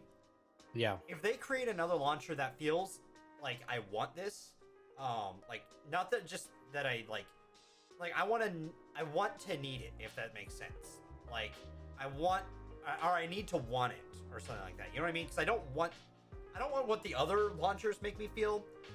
I want what, you know, Steam feels like a home. You know what I mean? You're comfortable with it. It feels like somewhere that you can look around, see what's going on, you know, check out new titles, stuff like that. If they Steam for game launchers, Steam is the Windows of game launchers. Yes. Yes, if I get on a Mac, I can probably figure it out, but I never feel at home the same way as I do on Windows. Same thing with Steam. And I'm sure there's some graphic design major in the comments that's going to like chew me out because they like Macs better, but well, and fuck you, Mac Microsoft is better. But But- like Macs are great for that kind of stuff. yeah. And that's as a like work 1% of the machine, just population. For efficiency's sake, Macs are very hard to beat. But to say that they're also not the only way to do productive stuff. It's just that's what they're known for. Yeah. And Yep. But anyway, to get back to the topic, what were you saying? You were saying that you want something beyond what these other launchers Yes. give you. I want one to feel like Steam or even like I want one to feel like Steam or the Epic Store. Cause like not that I go on Epic often, but when you go there, it does feel like a viable launcher now. Like it's not just Fortnite anymore. It actually has, you know, games on there. It has Is it? not, Is it's it not really? it's not like Steam yet, but it's like it can be a competitor for Steam. Or it can be like it I'd rather use Epic than Origin. I'll say that. No. See, I would say that Epic is Epic definitely beats Origin. Like Origin in like this operating system comparison, Origin is like Linux. Only like nerds use Origin. But like Epic is definitely not a competitor with Steam. Epic is the Mac of the things. So only graphic designers use Mac. Only Fortnite players use Epic. Like again, there's some other things there, but you don't really go there for that. Fair. well, and there's also, yeah, I with Toarn. Like it's Yeah. not so much the fact Epic that is not yet a competitor. it's They've not a made competitor. It is something that is mentioned due to the fact that they are similar. they have but they're managed to not get a a competitor. corner on the market in a certain situation, but again, it's just a corner. It's not 50% of it. It's not half of it. Yeah, but we'll. I mean, I guess we'll have to see next week. When was this? Yesterday. So yeah, I guess we'll see next week. When is it supposed to go live? When is that? So they're showcasing it at the conference. which is the 19th. So yeah, Okay, so next There's- Tuesday, is that right? Yeah, so just the day before the show. Yep. So, hey, Oh, we got that's a topic perfect. for next week. Well, are you free that day, Caver? I don't know yet. Yeah, have a look, because we may like. This is the kind of thing we may decide we want to do a live cast of. Depends on if they allow it though. We gotta remember that because that's like that's the big Well, thing. I 'cause mean- Google may not want people to do that because sometimes some companies don't like doing that. Right. Well, I'm just saying there's a possibility we'll do it. We'll look into the details of it off stream. Okay. We'll figure it out. But just as a heads up, keep your schedule open for that. All right. And then Jay had one more thing he wanted to. It's just I just found this, and it's just one of these things that it pissed so many people off that it wasn't in the original game that I just had to throw it in. That in addition to some stabilizing patches, Spyro Reignited now has subtitles in it. Like it never had any subtitles. That just seems silly to me that it didn't. I didn't realize that Well, until now. Yeah, no, it just never had subtitles, and it was just one of these things that It's in English, right? yeah, Okay. and it was just in one of. It's one of these things where I don't know if they just didn't think about it or what. I actually think, if I recall correctly, there was an article to which they responded and saying the original games didn't have subtitles, and so that's kind of essentially they're going with that. They were trying to keep the authenticity, even though literally it does not look even remotely like the same game. Yeah, I see that's a little silly. Yeah. Now, with the other stuff, like all the the treasure locations, the dragon locations, the orb locations in Riptoes, the egg locations in Year of the Dragon, like all that stuff is the same stuff. It just all just looks and performs a lot better. And yeah, with the concern with accessibility with these days, there's no reason why subtitles should not. And the other have thing been too, subtitles are great for us, like because let's say we're talking to chat, which we do, and we're playing the game. People who are also there for the story don't miss anything because they're subtitles. Like, right? Subtitles are kind of crucial to this day and age in gaming. Well, I mean, they're just crucial for like handicap accessibility. That too. Like I didn't even think about that as well. What the fuck? Yeah, like like the deaf community is not able to enjoy the game if there aren't subtitles. Yep. You can't exactly read the lips of an animated dragon. Well, I mean, okay, I'm not an expert on it, but I would assume that's more difficult than reading. I was about to say it would not be worth it. Put it that way. It would not be.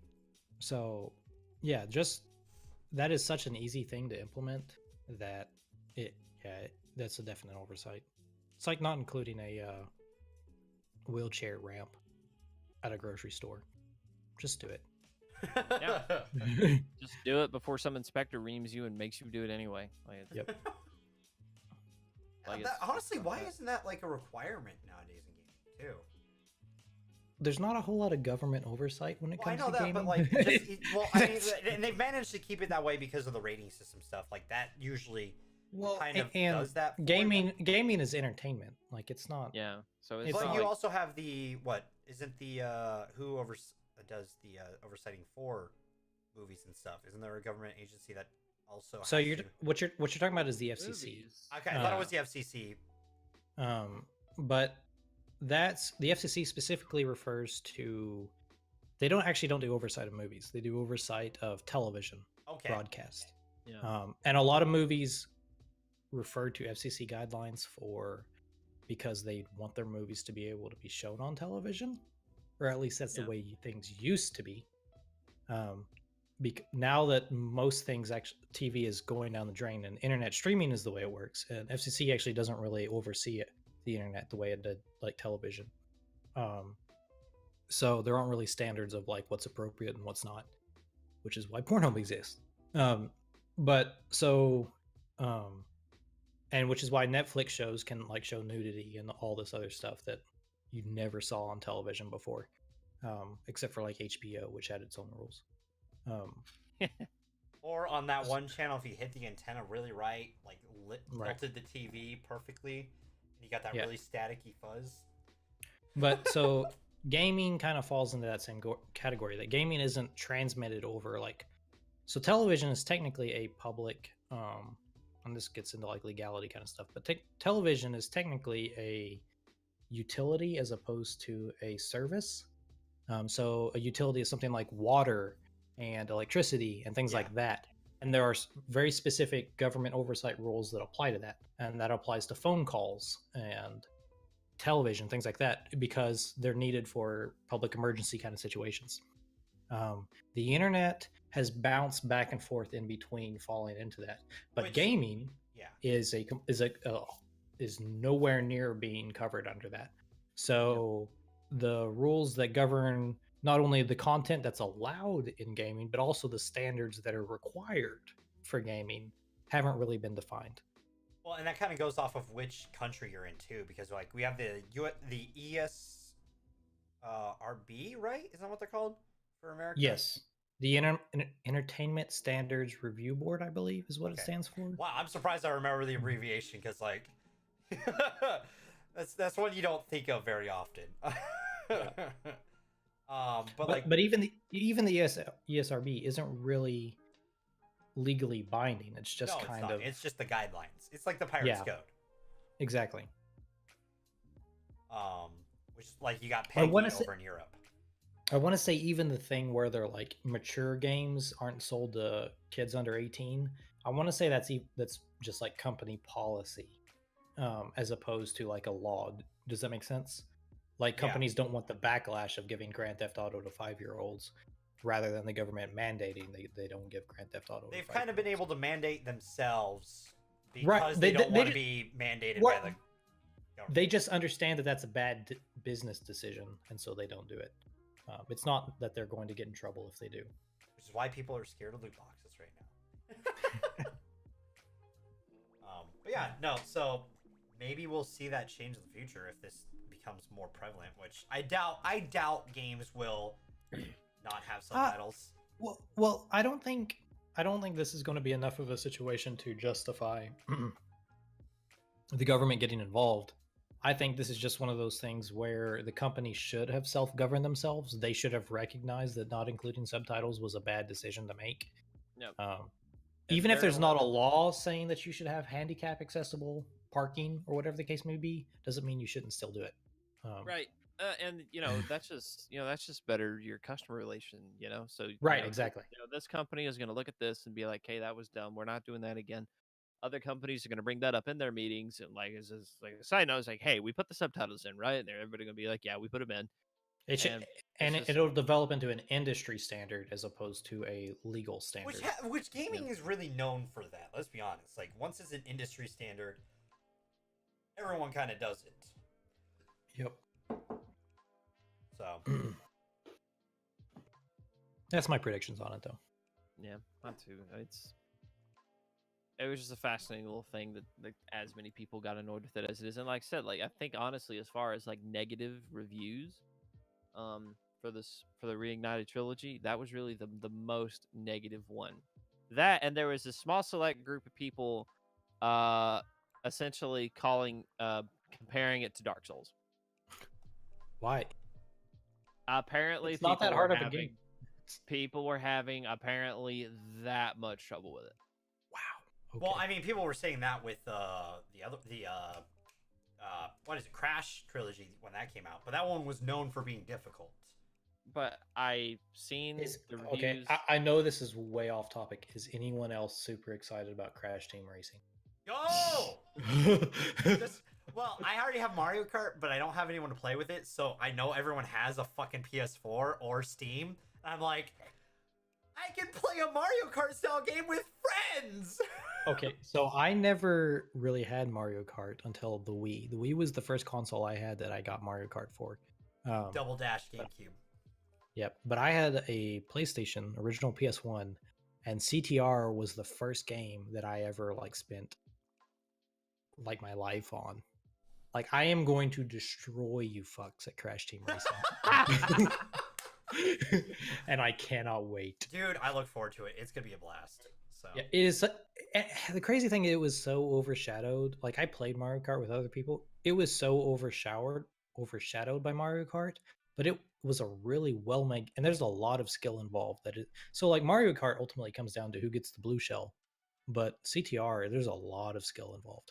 I'll say it's not just that, because I play pretty well, and it doesn't come down to I will survive blue shells and still win. Well, blue shell also, you got to think back when Crash Racing was really being overshadowed.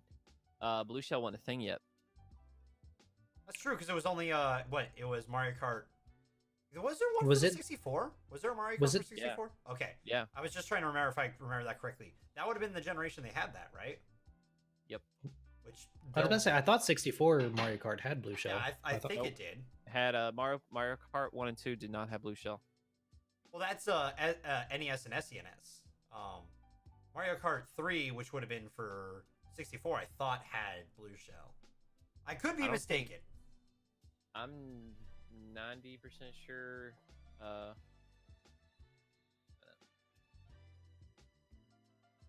Because you said overshowered instead of overshadowed, Toarn. Oh, okay. Copy. Understood. Yeah, Mario Kart 3 was, I think, on the Wii. Because N64 no, the just third had... one. No, that had to have been before that. Because 3 would have been Double Dash. Because the Wii had Mario Kart 8. Yeah. Like, that would have been a whole lot of Mario Kart. Because there's like multiple Game Boy and DS versions on that count. Yeah, 64 was probably Mario Kart 3, to be honest. Yeah. Let's see. Because the first one was on Super Nintendo, is that right? I thought it was. Nintendo I thought there was. one. Oh, was it Super Nintendo? Okay, I thought there was one on the Mario Kart Nintendo. 64. I don't think there's one on the original Nintendo, but I know there's one on Super Nintendo. Yeah, because Super Nintendo did the cool trick where it looked 3D, but it Yeah. wasn't 3D. Yeah. Which honestly, groundbreaking for its time, and super cool to see. Like if you play that ever again, it's honestly really impressive how they did that. So, I swore it was in the N64 version though. Was the blue when the blue shell came out? I feel like Blue shell was not on N64. That I Really? that I do. It was not there. Hold on, I gotta look it up. Was the blue shell in Mario Kart 64? The blue Koopa shell with spikes, also known. Its first appearance is in the N64. What the Mario fuck? Kart 64. Yeah. I thought it was. I thought it was in that one. I did not remember that. The more you know. Oh, damn. So. And that was when Mario Kart went downhill. Ah. Let me have it. I'm a CTR fan.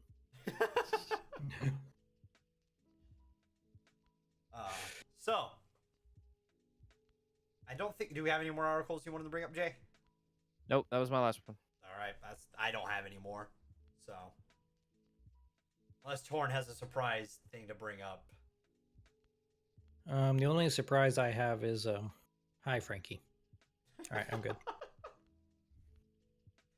All right then. Now that I've scratched his little itch.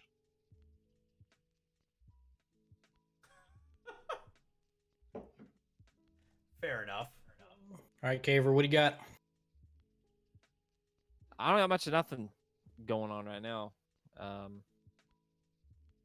So the stuff I've been working on in the background, getting a lot of photography stuff together. We'll be doing a lot of Photoshop compositions, photo editing, that kind of thing, which is taking up a lot of time. At the moment, I actually have a photography Instagram up now. First time this will actually be mentioned on full stream. My full name is Jeremiah Lewis, so it's Jeremiah Lewis Photography on Instagram. Oh God! Follow that and do that. Yeah, I know. And so it's the only thing. It's like other names were fucking taken. And I was like, so it's like if that had been taken, then I was just done. I was just gonna give up on the whole endeavor. But so that was fine. But that was going on. So a few posts on there. My two recent ones are from a trip I took this weekend where I went vertical caving. So that was fun. I'm hoping to eventually get back into the streaming groove of things on the channel. Here's hoping. Like once I get the photography stuff more established, I'll definitely have more time for it. And also hopefully for too long, I'll be able to take photo touch-up commissions and things like that as well. Sweet. Cool. Dev? Me? Got it. Follow me at DorkyDev, Twitch and Twitter. Same thing. So, you can find me there streaming. I'm currently I think I'm close to beating Breath of the Wild. I'm on the last of the Divine Beast, so I'll probably be closing that up too. And I currently just started Resident Evil 2, so I'll be playing that. And shitting my pants the entire time. And probably, hopefully, within the month, after I beat Breath of the Wild, I'll probably throw Spider-Man DLC into that as well, into the mix. So, plus whatever random games that everyone's playing, kind of thing. So, yeah. Cool. I'm Toarn. I typically play a lot more strategy / engineering type games, typically like Worlds Adrift or Civilization or things like that. I like Caver. I've been taking a bit of a break because life is crazy. Hopefully by roughly May time frame, I'll be back into the swing of things, and then through the summer I should be going hard and heavy. But for Twitch it's Toarn, for Twitter it's Toarn. It's no one ever takes the name for whatever reason. So, but I will always be here on Tpop, and I'm hoping, and I'm sorry if I'm spoiling things, Dev, but we've got a new show, Forge, if you will, that I'm hoping to be a part of as well. So keep in touch with Har for that. It lagged out for a second when you said that. If you want to Perfect timing. Perfect timing. No spoilers. You said No spoilers. And, all right. Well, the stream literally censored itself. You can't make that shit up. And make sure you follow the Har HQ on Twitter and on Twitch. You'll keep up to date with all of our podcasts throughout the week. Plus, we have Liz now. She's taking up on our social media manager, social media rep. She's doing tweets every single day. For the most part, she'll be trying to we'll get questions and stuff up there too. We might have questions relevant to this podcast at some point too. Who knows? So make sure you follow us there. We also got the 3 podcasts throughout the week. Har podcast is tomorrow at 6 p.m. Pacific Standard Time, and then we got Critically Casuals on Sunday for 1 p.m. Pacific Standard Time, or Daylight Time now. It's Daylight Time, but we all say Standard Time anyways, because it's 1 p.m. Pacific. Is the easiest way to say it. So that's that.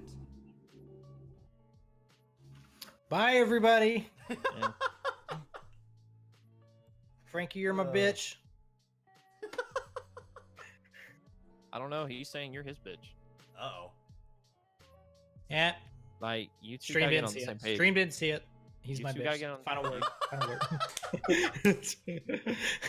I think you two gotta get on the same page here. Ready for that Google stuff next week? Yes. I Hey, tried it. didn't we have like an anime show at one point?